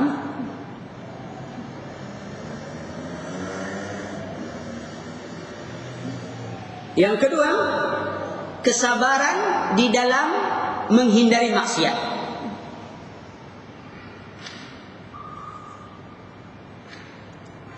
Rincian lagi, kesabaran dalam taat itu ada 3. Biarlah macam anak SD kini Bu ya, diktenya saja. Kesabaran dalam ketaatan ada 3. Pertama, sabar sebelum beramal. Nah ini, jangan nekat-nekat aja amalan. Ya, beramal itu al-ilmu qabla qawli wal amal. Ilmu itu sebelum berkata dan berbuat. Maka itu sabar orang dalam beramal adalah menuntut ilmu. Dia belajar dulu, belajar. Dengan ilmu nanti baru diamalkan. Sebab setan itu lebih takut kepada ahli ilmu daripada ahli ibadah. Berarti kesabaran kita di dalam melakukan amalan itu, sabar dulu. Lihat. Kalau tak ada amalannya, kalau tak ada perintahnya, dia tidak mengamalkan. Kalau ada, dia amalkan. Coba kalau ada orang ingin sholat ingin sholat subuh 8 rakaat, terutama hari Ahad Bu. Jadi kalau hari Ahad sholat subuhnya itu 8 rakaat itu, kenapa? Ikhlas karena Allah. Ya sebab saya libur kerja hari Ahad gitu. Jadi tak diterima walaupun banyak. Tak terima karena tidak sesuai dengan syariat. Berilmu. Jadi setiap orang mesti melakukan suatu amalan harus ikhlaskan niat. Bagaimana mengikhlaskan niat itu kepada Allah Subhanahu wa taala? Berapa Rasulullah sebutkan? Kam min sha'imin laisa lahu min siyami ila kam min sha'imin ila al-ju' wal atas. Berapa banyaknya orang berpuasa tapi tidak dia dapat dari puasanya kecuali lapar dan dahaga. Kam min qa'imin laysa lahu min qiyamihi ila sahar. Berapa banyaknya orang bangun malam tidak ia dapatkan dari bangun malamnya kecuali hanya ngantuk saja. Kenapa? Mereka tidak pernah melihat amalannya. Amalannya yang dilakukan ikhlas atau tidak? Kepada Allah atau tidak? Contoh, nuntut ilmu ni kan mesti kena Allah. Bagaimana bukti dia kena Allah? Biasanya orang kalau ikhlas itu dia membekas ajaran dulu. Ada orang bertahun-tahun duduk menjelis ilmu, perangainya tak berubah juga. Ghibah tetap jalan terus, fitnah jalan terus, semua nipu jalan terus. Walaupun ngajinya berlama-lama, itu tak bermanfaat pengajian pada dia. Kenapa? Lihat untuk apa dia datang. Apa betul untuk ilmu atau ingin mencari kesalahan orang? Maka itu pun bisa dapat dari pertanyaan. Kita kan ada tuh bertanya tuh semangat kalau untuk menembak orang. Ada orang yang mau disindir, itu rajin bertanya.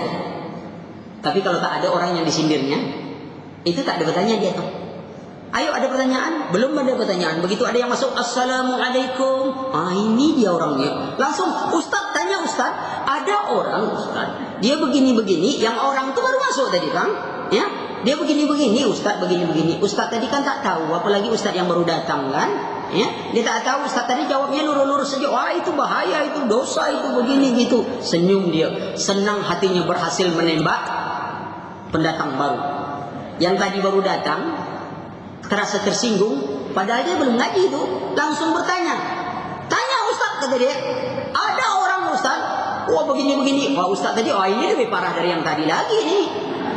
Gitu. Akhirnya dia bilang kasih kode 2-1.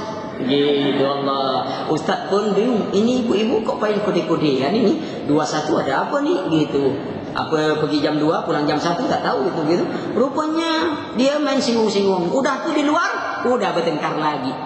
Itu nyunggu-nyunggu saya. Itu pindah akhirnya apa? Tak ada pertemuan. Ngaji sama, guru sama, tapi hatinya saling berjauhan. Kenapa? Karena dia ngaji bukan untuk dirinya dulu. Dia selalu ngaji untuk nembak orang. Jadi jangan kita lunakkan hati kita. Baca buku pun jangan suka cari buku bantahan, ya. Cari yang melunakkan hati. Kalau kita bicara tentang bid'ah itu pertama sekali kita arahkan pada diri kita, semoga kita tidak melakukan itu, bukan mencari sasaran tembakan bid'ah. Itu tuh satu. Yang satu itu tuh. Yang ini yang itu tuh. Ustaz tak payah kasih contoh Ustaz. Saya sudah hafal orang-orangnya Ustaz gitu. Bayangkan. Lalu hati kita semakin keras, tidak ada manfaat karena kita datang hanya untuk menembak orang saja. Ya. Yang lebih parah lagi, Bu. Ini lebih parah nih. Dia suka bertanya untuk mengadu ustaz. Ini lebih dahsyat lagi nih. Lebih dahsyat. Sebab pertanyaannya itu sama saja pada setiap ustaz. Ustaz ini itu juga pertanyaan. Datang ustaz besok itu juga pertanyaan. Sampai berbeda-beda ustaz tuh. Kadang-kadang jemaah tak siap. Akhirnya jemaah pun milih-milih. Ustaz mana yang kita tengok ya? Kalau ustaz ini belum muda, jenggotnya kurang. Kalau ini muda, jenggotnya lebih besar. Kalau ini tua tapi tak berjenggot. Kalau ini tua jenggot besar, dengan ini inilah meyakini. Gitu. Akhirnya apa standarnya? Standar jenggot. Allah, jenggot lagi jadi masalah. Ya. Kenapa kita begitu? Nah, ilmu. Sehingga betul-betul suasana majelis ta'lim kita itu betul-betul menyatukan. Coba ibu-ibu rasakan. Saya tidak tahu ya. Coba ibu-ibu rasakan, adakah duduk di dalam majelis taklim antara sesama kaum ibu, sesama yang hadir dalam majelis taklim? Sebenarnya kita tidak hanya majelis taklim, sama kaum muslimin. Ada tak keterautan hati? Atau kadang-kadang kita sama dalam majelis, gurunya sama, apunya sama, tapi sebenarnya hati kita sedang berjauhan. Masalahnya sikit saja sebenarnya. Kadang-kadang masalah hutang piutang. Jadi kalau mau cari musuh, utangkanlah orang. Paling cepat dapat musuh. Ya. Tapi kalau anda ingin mencari teman, jangan pinjamkan, berikan saja. Kalau dia minjam 1 juta, enggak, saya ada uang 200.000, kasih saja. Daripada antum pinjamkan 1 juta, lalu jadi musuh. Ya, ini yang payah. Syaitan itu menggoda kita dari situ. Padahal yang berutang harusnya sadar harus membayar hutang. Yang meminjamkan hutang pun harus tahu kawannya itu memang susah untuk bayar hutang. Maka dia lebih bijak. Ya, nah. Kadang-kadang masalah dagangan itu bisa pecah hati. Syaitan tak memisahkan kita antara akidah, manhaj, enggak. Tapi dagangan bisa, Bu. Saya tidak tahu di sini ya. Saya pernah ke satu tempat itu gara-gara jahe merah. Gara-gara jahe merah, sesama majelis taklim duduk sama depan ustaz kalau ngaji, depan ustaz dua-duanya ngaji. Tapi itu sudah tonjokan itu.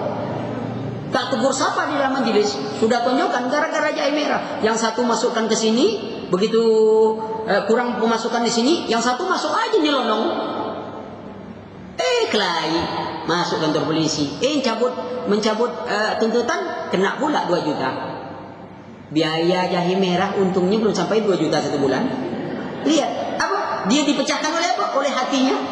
Bisa begitu. Padahal yang namanya rezeki itu kita tengok orang di pasar itu, yang jual bawang semuanya jual bawang.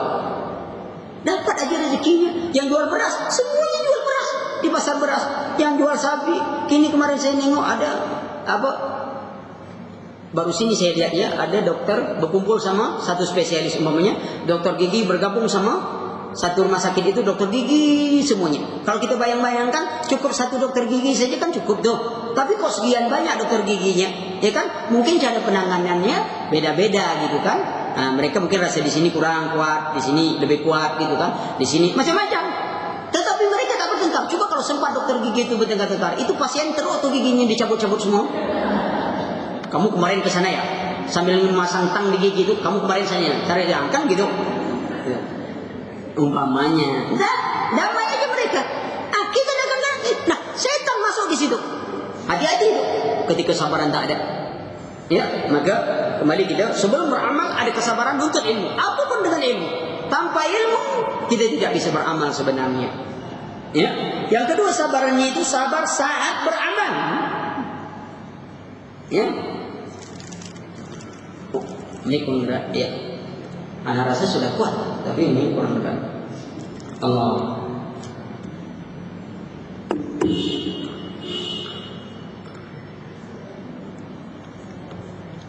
Yang kedua, sabar dalam ketaatan tadi adalah sabar ketika melakukan kebajikan. Semangat. Ini majelis ta'lim ini rata-rata majelis tidur. Yakinlah, kalau ada tetangga kita yang sudah dokter spesialis manapun tak bisa ngobat dia, susah tidur penyakitnya, ke Malaka, ke Cina, ke Thailand, kemanapun di dunia ini susah berobat, gampang obatnya, bawa majelis taklim, insya Allah. Begitu Ustaz baca mantra amma ba'du, langsung tertidur itu insya Allah. Nikmat, ya. Apalagi menurut nasihat dokter, tidur itu berapa jam sehari, Bu?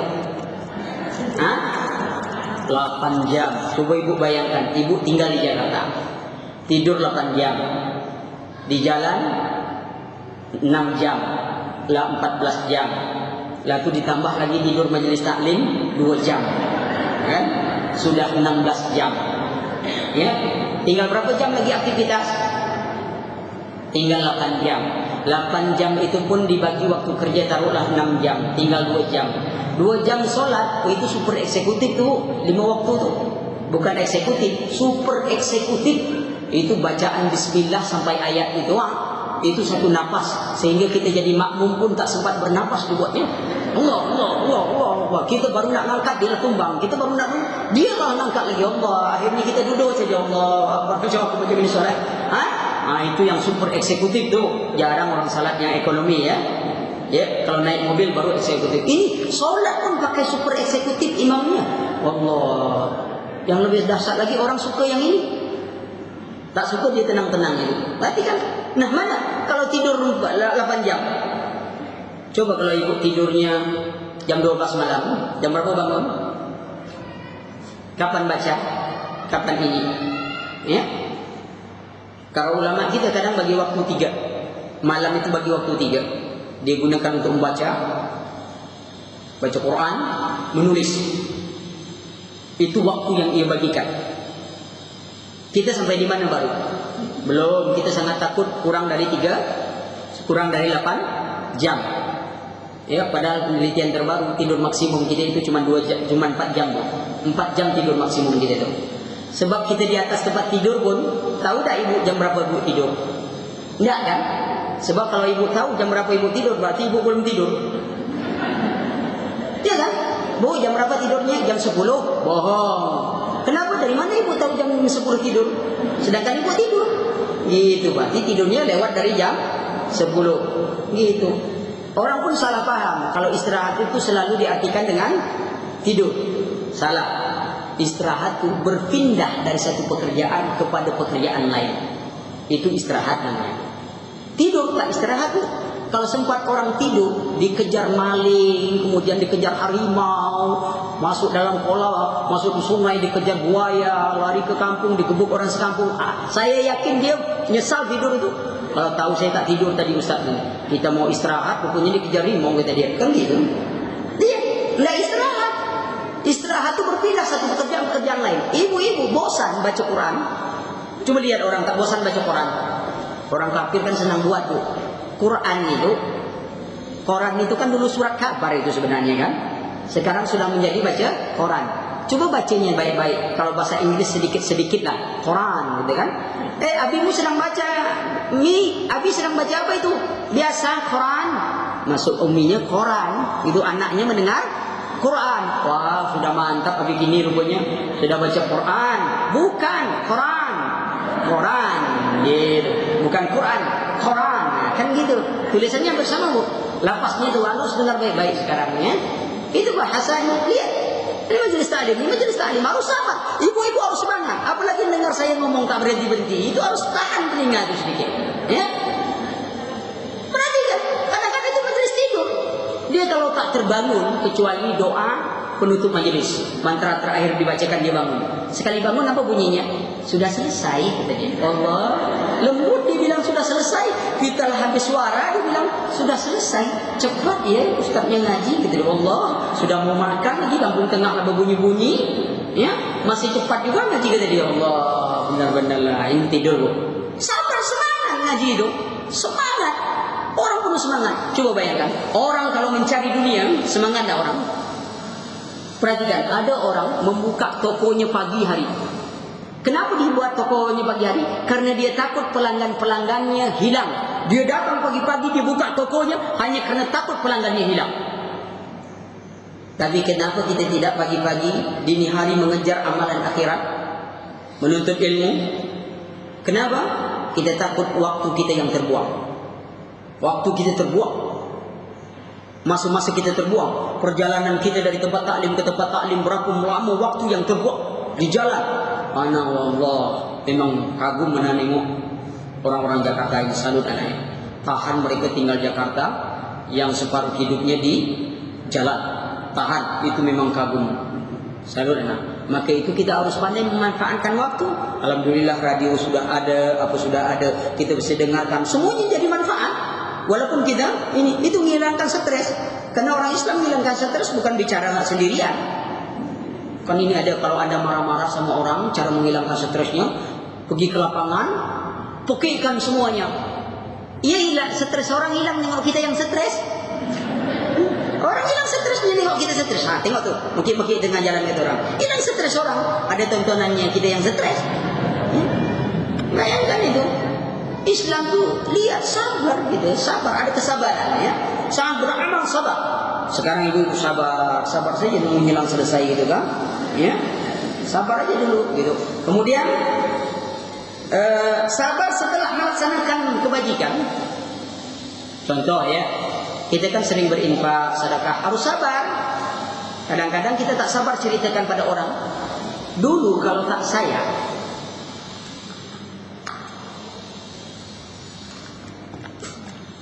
dulu kalau tidak saya, nah itu bayangkan tuh, seolah-olah dia.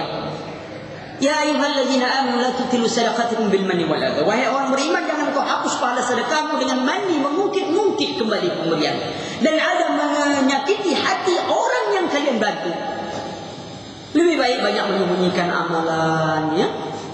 Karena kata ulama kita, awal rusaknya setiap orang itu ketika dirinya sudah ingin dikenal oleh orang. Itu sudah mulai rusak. Apalagi nanti sudah ada keinginan ingin jadi memimpin setiap orang, dikenal orang, jadi orang yang terkenal. Maka itu sebagian besar ulama itu menyembunyikan dirinya, menyembunyikan keadaannya, tidak sebanding dengan keadaan dirinya. Kita harus berusaha untuk sabar kita setelah melakukan kebajikan. Ini lebih takut amalan kita tak terima oleh Allah. Jangan-jangan amalan kita kemarin tak terima oleh Allah. Maka itu kita sangat takut seperti itu, banyak-banyak menyembunyikan. Ya, itu dia. Itu tentang kesabaran dalam taat. Kemudian sabar dalam meninggalkan maksiat. Nah ini Bu, ini agak lebih berat nih. Karena yang menular itu penyakit, bukan kesehatan. Satu keranjang tomat yang bagus dimasuk sebutir tomat yang busuk, jadinya apa tuh? Bagus atau busuk? Busuk. Begitulah penyakit itu. Maka itu kalau ada umpamanya paham-pahaman ya, seperti Ahmadiyah umpamanya kan, atau paham-pahaman ingkar sunnah, jangan coba-coba kita nak duduk dalam majelis-majelis yang seperti ini. Kadang-kadang masuk juga ke dalam hati, mulai jadi fitnah ya. Jangan, ini akan merusak diri kita. Dalam menghindari maksiat itu sangat berat. Lingkungan kita banyak maksiat. Kadang ibu-ibu umpamanya ibu-ibu belum pakai busana muslimah lah gitu kan, tiba-tiba pakai busana muslimah. Apa kata temannya? Kayak orang tua kata dia. Kan gitu tuh. Usiamu berapa? Baru 30. Kok pakai jilbabnya kayak orang tua kata dia. Nah, kita udah lemah tuh. Sudah dibilang orang tua tuh udah lemah lah tuh. Udah mulai lah tuh. Mikir-mikir, pakai tidak, gitu. Hitung-hitung tuh jalannya. Mau tua, muda, pakai tidak. Itu dihitung-hitungnya. Pakai jilbab itu tadi. Kenapa? Kalau gitu cari jilbab gaul lah. Nah, cari jilbab gaul gitu kan. Coba supaya disebut tetap sebagai orang. Padahal kalau dia tenang jawabnya, kayak orang tua. Iyalah, besok kan kita tua. Kalau kita sudah belajar lagi kecil kan tuanya tak sambung lagi, kan gitu. Daripada orang tua belagak muda kan lebih baik orang muda belagak tua. Kan gitu. Kan ini aja jawabnya sebenarnya. Tapi kita tak. Begitu disebut, wah kayak orang tua, kayak nenek-nenek. Nah, kita hanya takut disebut orang kaya. Tapi kalau kita disebut kayak beruang, ya, tak ada risau. Kamu kini kayak beruang ya? Orang kaya beruang, gitu kan? Orang kaya beruang bangga dia. Orang kaya beruang, gitu. Padahal kayak beruang, ya, kayak beruang gitu. Tapi dia senyum aja. Tapi kalau sudah disebut, wah kayak nenek, rasanya kuranglah cantiknya kamu ini. Apa guna kecantikan yang dibagikan Allah kalau tak boleh dilihatkan? Wallah, ini sebuah hak syaitan. Ya, kan Allah kasihkan kita kecantikan. Kalau tak boleh dilihat orang untuk apa? Kan gitu. Ya untuk suami lah sebenarnya kan gitu. Kalau dia tanya untuk apa, ya untuk suami. Tapi itu dia, hindari maksiat itu berat, sangat berat. Ngajak orang ke taklim itu susah. Coba kita adakan seni musik pentas, insya Allah tanpa diundang mereka akan datang. Apalagi lagunya lagu dakwah, kan mantap tuh. Bila Israel datang memanggil siapa? Ya. Bila pula Israel datang memanggil, tak ada malaikat Israel. Dia bilang malaikat Israel. Lagunya macam-macam bu. Orang kini kan begitu semuanya. Semuanya mau pakai lagu kayak film India. Sakit gigi nyanyi, nak mati nyanyi, ya. Mau marah sama orang nyanyi juga. Sebagian kita kayak gitu. Sebagian ibu-ibu nih, mudahan ibu-ibu di sini tak termasuk lagi tuh. Mau cari dana nyanyi. Lagunya apa bu? Ya dana. Itu lagunya. Begitu tak dapat dana, berubah lagunya. Bismillah tawakkalna billah. Lagu juga tawakal aja gitu dia. Dana tak masuk. Allah, semuanya buat nyanyi. Sampai minta maaf pun pakai nyanyi. Coba ibu-ibu kalau ada anak kita minta maaf sama kita sambil nyanyi. Uang kita 10 juta dilarikan dia. Sudah tuh dia minta maaf. Maafkan aku bapak, maafkan aku ibu. Kira-kira kita maafkan atau kita pukul anak kayak gini nih? Kalau ada yang memaafkan itu sakit orang tuanya. Mesti dimarah. Sudah uang dilarikan, sudah ini, dia sambil menari minta maaf. Wallah, benar-benar tak sopan. Ini kita minta maaf kepada Allah, maka jangan main-main. Lurus-lurus, istighfarnya baik-baik. Hindari maksiat ini banyak kita istighfar. Ya. Susah kita memang, fitnah kita sangat besar, pancingan itu sangat besar. Berat tantangan menghindari maksiat itu. Makanya berat, maka perlu kesabaran kita. Itu sabar dalam syariatnya. Kemudian sabar dalam berhubungan dengan tabiat manusia. Apa tabiat manusia? Cinta dunia. Zina linnasi hubbus syahawat minan nisa wal banina wal qanatirul muqantarah. Dihiasi manusia itu kecintaan minan nisa kepada wanita, wanita kepada laki-laki. Itu hiasan. Kepada anak-anak itu fitrah. Ini harus sabar. Kadang-kadang kita tidak. Ketidaksabaran kita itu kadang-kadang membuat kita mendahulukan keinginan daripada kewajiban. Kalau daftar haji sekarang berapa lama? Jakarta berapa tahun? 11. Ya taruhlah 10 tahun. Kira-kira di 10 tahun itu berapa orang sudah daftar namanya itu? Sekitar 2 juta orang. Sebab tiap tahun itu kita memberangkatkan sekitar 200.000. Kalau 10 tahun sekitar 2 juta orang. Di antara 2 juta orang itu yang benar-benar mampu untuk berangkat haji, ada tak separuhnya? Tidak, Bu. Paling-paling 40% atau 30% yang betul-betul layak untuk berangkat haji. Lalu kenapa sampai 10 tahun? Karena banyak yang ingin pergi haji walaupun belum layak untuk berangkat haji. Nah, apa yang didahulukan tuh? Kewajiban atau keinginan?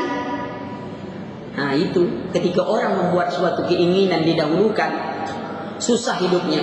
Coba bayangkan, kita ini sebenarnya belum layak untuk punya mobil, tapi saya mau punya mobil. Apa yang terjadi? Berutang. Kenapa? Wajib belum. Akhirnya apa?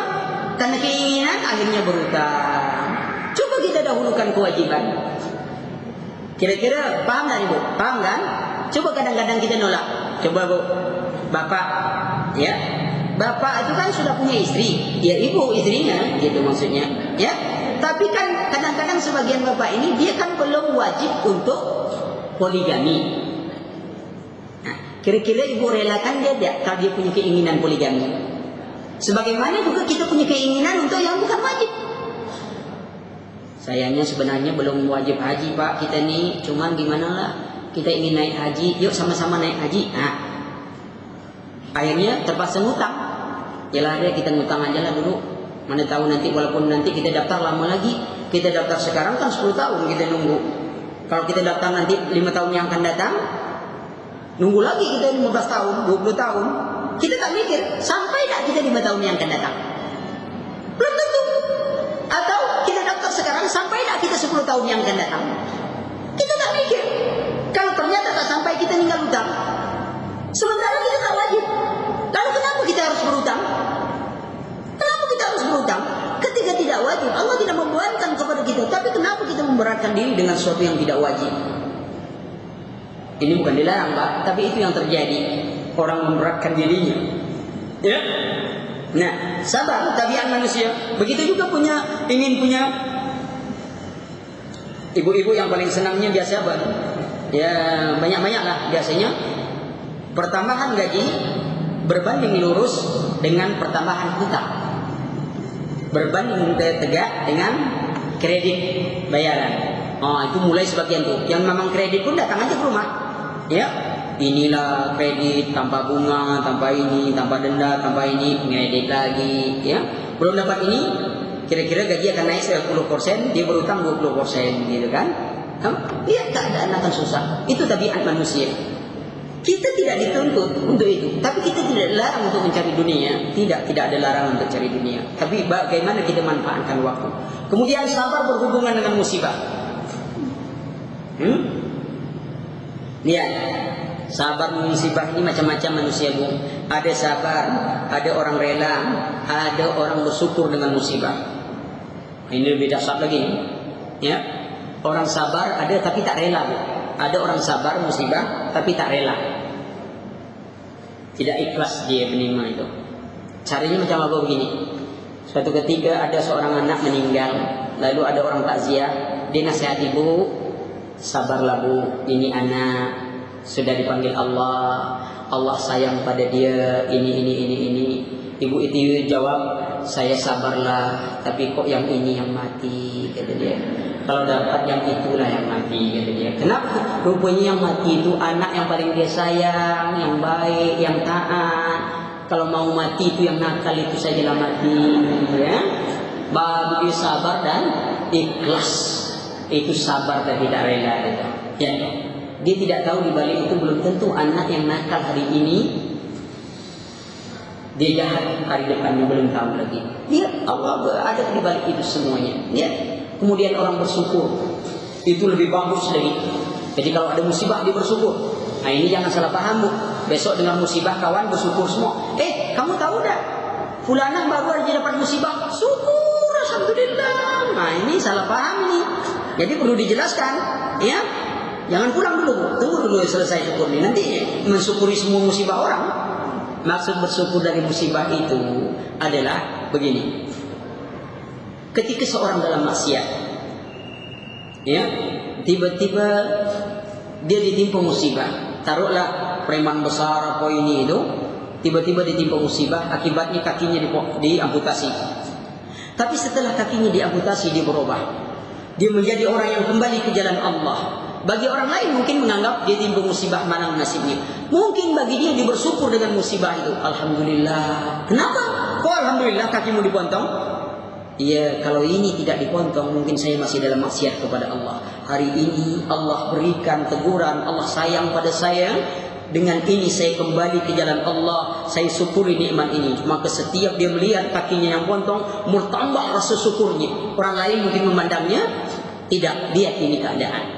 Ya, sebab kita dalam maksiat kita dibiarkan oleh Allah Subhanahu wa taala. Inilah kesabaran yang saya maksudkan. Jadi kesabaran dalam musibah. Nah, sabar dalam musibah ini jika musibah berhubungan dengan perbuatan manusia. Kan ada manusia buat kita musibah, kadang-kadang kita sengaja didorongnya, difitnahnya. Ada kesabarannya. Pertama, memberi maaf. Itu tanda kesabaran tuh. Sudah itu lapang dada dan tidak ingin membalas.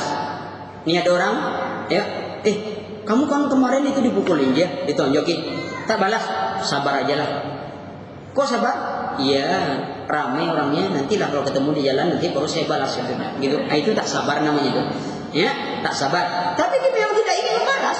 Kemudian menganggap hal itu dia merupakan takdir Allah. Yang dasar lagi dia berbuat baik kepada orang yang melakukan musibah. Maka kan begini. Riba itu musibah tak? Riba. Satu sisi dia jadi musibah. Tapi sebagian ulama menganggap ketika dia riba itu barakah. Apa barakah? Dia bagi hadiah orang yang meribah dia. Umpamanya saya meribah orang, lalu orang itu datang, Ustaz, saya dengar Ustaz kemarin meribah saya. Iya, terima kasih Ustaz ya, pahalanya untuk saya, ini saya kasih hadiah lah, gitu. Lain kali bisa buat lagi tak apa-apa. Saya tidak beramal, tapi saya dapat pahala. Kan enak itu sebenarnya. Ibu tak meribah orang, tapi orang meribah. Begitu ibu dengar dia meribah, ibu kasih hadiah. Ini akti, umpamanya ukti, ini ada hadiah sedikit untuk ukti. Ibu ada apa ini? Terima kasih atas pahalanya. Gitu, jangan sebut ribahnya. Terima kasih atas pahalanya ya.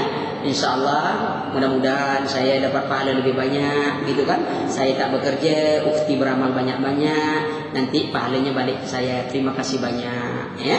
Kalau dosa pahala ukti tak ada, insyaAllah dosa saya nanti saya bagikan, insyaAllah gitu. Tapi untuk itu jasa, atas jasa ukti, untuk semua pahala itu dan pengambilan atas dosa saya, ini saya kasih hadiah sedikit gitu. Lain kali lanjutkan aja lagi gitu. Umpamanya. Cuman kita takutkan kadang-kadang tambah jadi ribahnya. Wah, ini lumayan juga hadiahnya gitu kan. Tambah lanjut ribahnya gitu kan. Ya. Nah, ini perhatikan. Riba, musibah besar. Ya, sama dengan makan bangkai saudara kita. Ya, perhatikan. Nah, kalau musibah berhubungan dengan takdir Allah, ya, lemah, kadang-kadang orang keluh kesah, ya, penyakit itu kadang-kadang kan nikmatmu, kadang-kadang ujian dari Allah, ya, kadang-kadang ini pula ada orang saya lihat ini di TV juga saya lihat, ada yang mengatakan setiap penyakit itu akibat dosa. Asal ada orang sakit, itu kamu dosa. Jadi ada seorang ibu bercerita, saya ini kena gondok udah lama begini begitu. Ya, padahal suami saya biasa aja. Oh, itu karena ibu selalu melawan suami. Ngomongnya mesti suaranya kuat-kuat dengan suaminya kan. Akhirnya gondokan ya. Gondokan jadinya gara-gara marah suami. Loh, apa hubungannya? Tengok. Memang kadang-kadang akibat dosa Allah berikan penyakit. Tapi kadang-kadang Allah tidak memberi penyakit itu karena dosa orang. Karena Allah sayang, Allah berikan penyakit. Itu harus dipahami. Bukan, coba lihat berapa banyaknya orang-orang kafir yang perempuan-perempuannya jalan pagi itu dengan celana pendeknya, bajunya, ya KTB-nya, apa semuanya, jantungnya sehat. Memangnya tidak punya dosa kan? Ya kan, ada ibu-ibu pakai jilbabnya besar, pakai apa besar, tapi mau jalan aja sudah berat jalannya. Padahal dia rajin sholatnya bukan main, tak pernah ribah orang, tak pernah ini, tapi sakit tuanya ini. Apa kita katakan ibu ini terlalu banyak dosa? Kenapa? Tengok jalan aja sudah payah, jadi semakin banyak dosanya semakin bungkuk dirinya, gitu kan? Apa kita mau katakan demikian? Enggak. Maka itu kadang-kadang penyakit itu kadang-kadang ujian dari Allah Subhanahu wa taala. Kadang-kadang orang lemah, kadang-kadang orang sabar. Dia tidak keluh kesah dia. Kadang-kadang ridho. Dia ikhlas ini, tapi yang bersyukur tadi yang susah. Ini baru 3 golongan yang apa? Sampai jam berapa nih? Udah jam 11 ya. Ini belum masuk materi.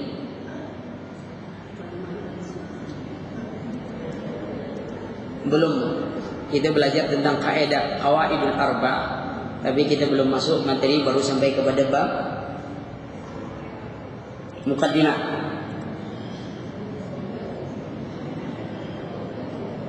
Iya.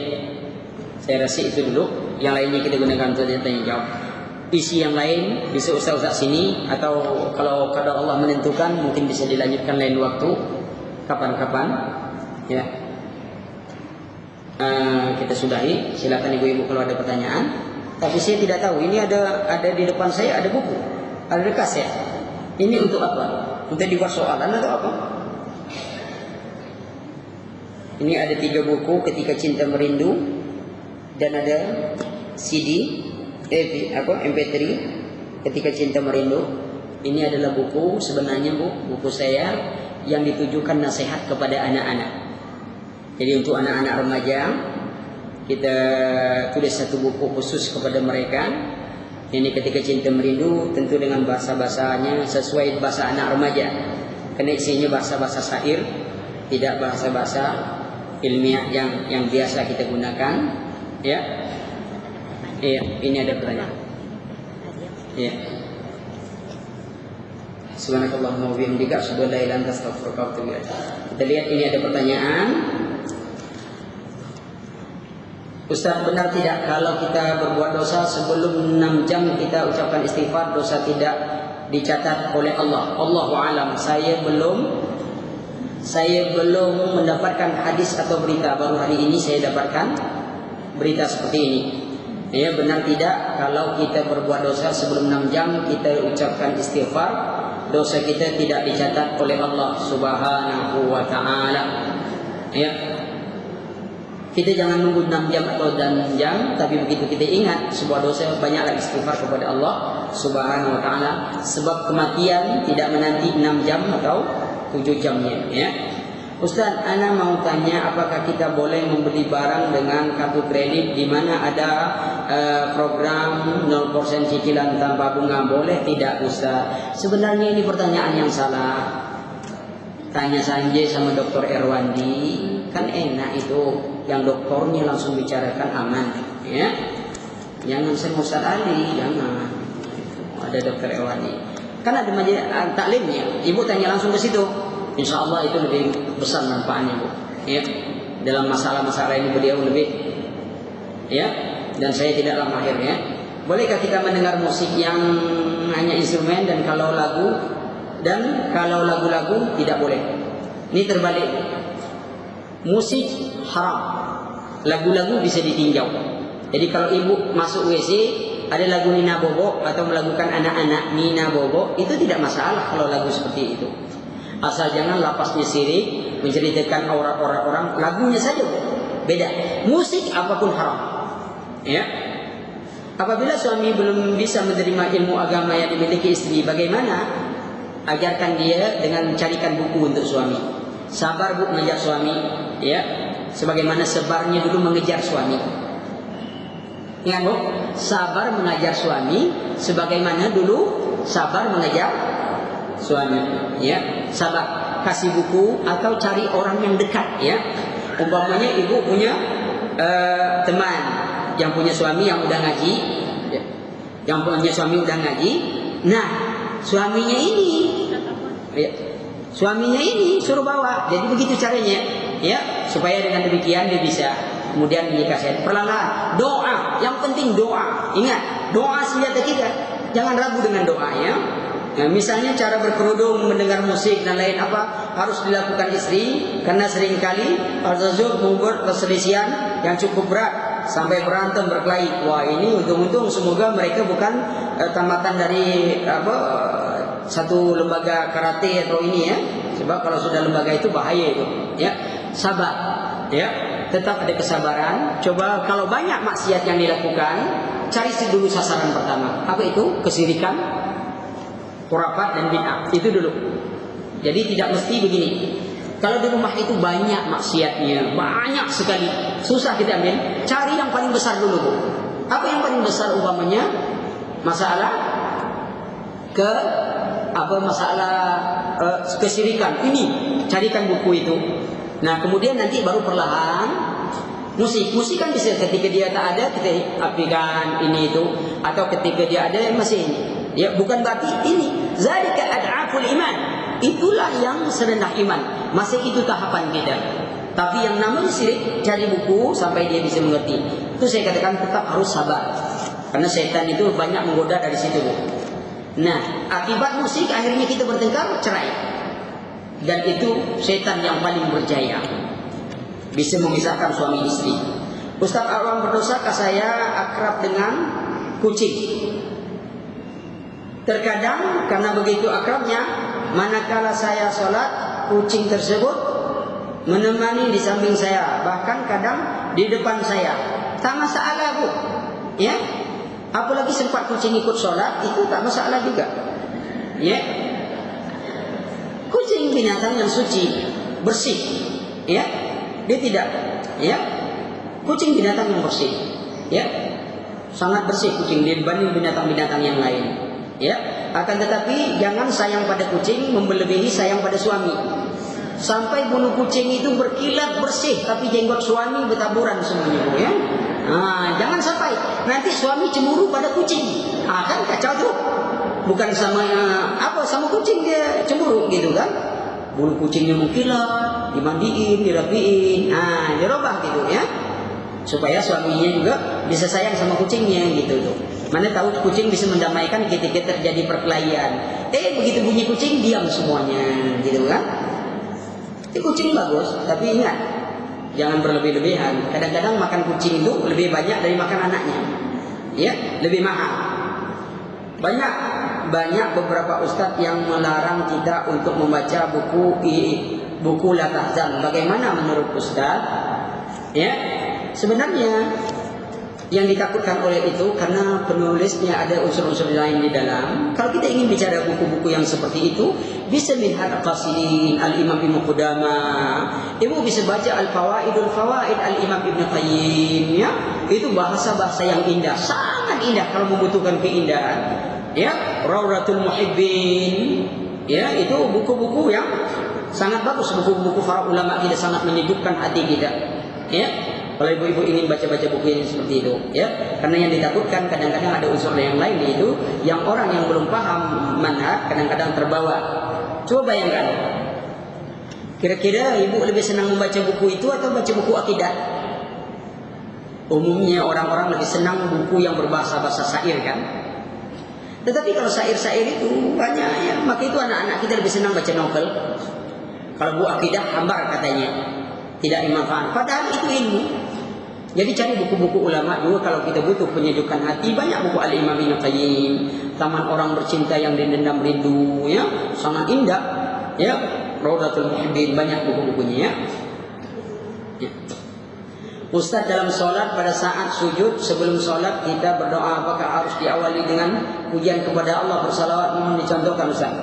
Sebelum dalam sholat pada saat sujud sebelum salam kita berdoa, apakah harus diawali dengan pujian kepada Allah? Tak, baca aja doa apa saja.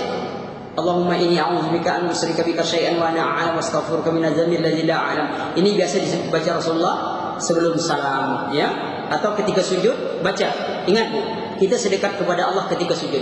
Fa aqsirud du'a, banyaklah doa ketika sujud itu, ya. Pada saat kita sholat, teman salah rakaat, kita tepuk, tapi imam tetap berdiri. Apakah makmum ikut imam atau duduk? Ikut imam. Ya, ikut saja pada imamnya. Ya. Kalau imamnya lari, nanti ganti imam yang lain, jangan ikut lari. Ya. Saya rasa itu dulu. Dan ini ada pertanyaan. Ada 3 buku, ada 3 CD. Saya tidak tahu apakah mungkin CD dengan buku. langsung sekalian. 3 pertanyaan untuk yang bertanya. Yang bertanya sangat banyak, Bu. Ini buku untuk yang bertanya atau ditanya? Hah? Kalau untuk yang bertanya banyak, Bu. Kalau untuk yang bertanya 3 pertanyaan. Kalau 3 pertanyaan gampang saja pertanyaannya. Yang tadi saja. Ini open book ya. Ini kayak ujian one ya. Open book. Ya. Sebab ilmu sekarang Bu PCD, Bu, bukan pisudur. Ya. Ilmu sekarang tuh PCD, bukan pisudur. Ya, kalau tak ada CD, ilmunya hilang. Ya. Pertanyaannya, sebutkan 3 rukun dari syukur. Apa rukunnya tadi?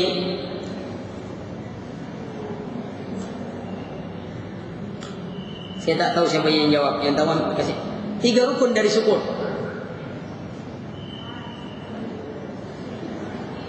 Aku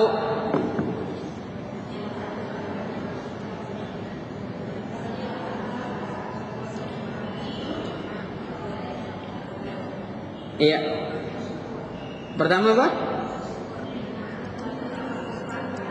Hati ma'rifah, lisan memuji, kemudian wah ini terlalu banyak ini.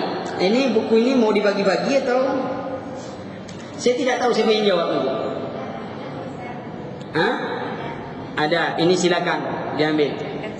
Iya. Yang kedua adalah tentang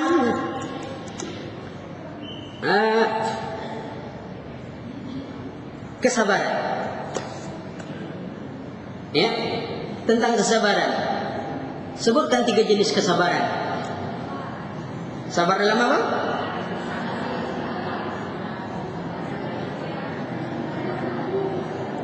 Waduh. Sabar apa nih, Bu?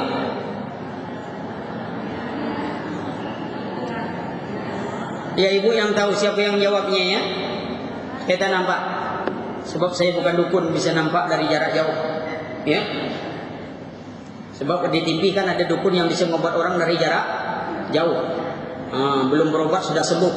Kadang-kadang dia merasakan sakit, dia terpekik-pekik dukunnya tadi. Allah, ini dukun yang ajaib, sangat ajaib. Besok ada dukun belum bertanya sudah sembuh kita. Ya. Belum bertanya sudah sembuh penyakit kita. Begitu hebatnya dukun tadi. Pertanyaan keempat adalah tentang awal tadi ini. Apa inti, kenapa kita harus membaca basmilah? Apa makna terkandung dalam bismillah tadi? Sebagai bukti apa itu bismillah? Hah? Sebagai apa, Bu? Tawakal kepada Allah Subhanahu wa taala. Ya, saya rasa itu dulu. Tak usah berat-berat pertanyaan ibu-ibu. Daripada berat-berat, mudah. Itu sudah cukup.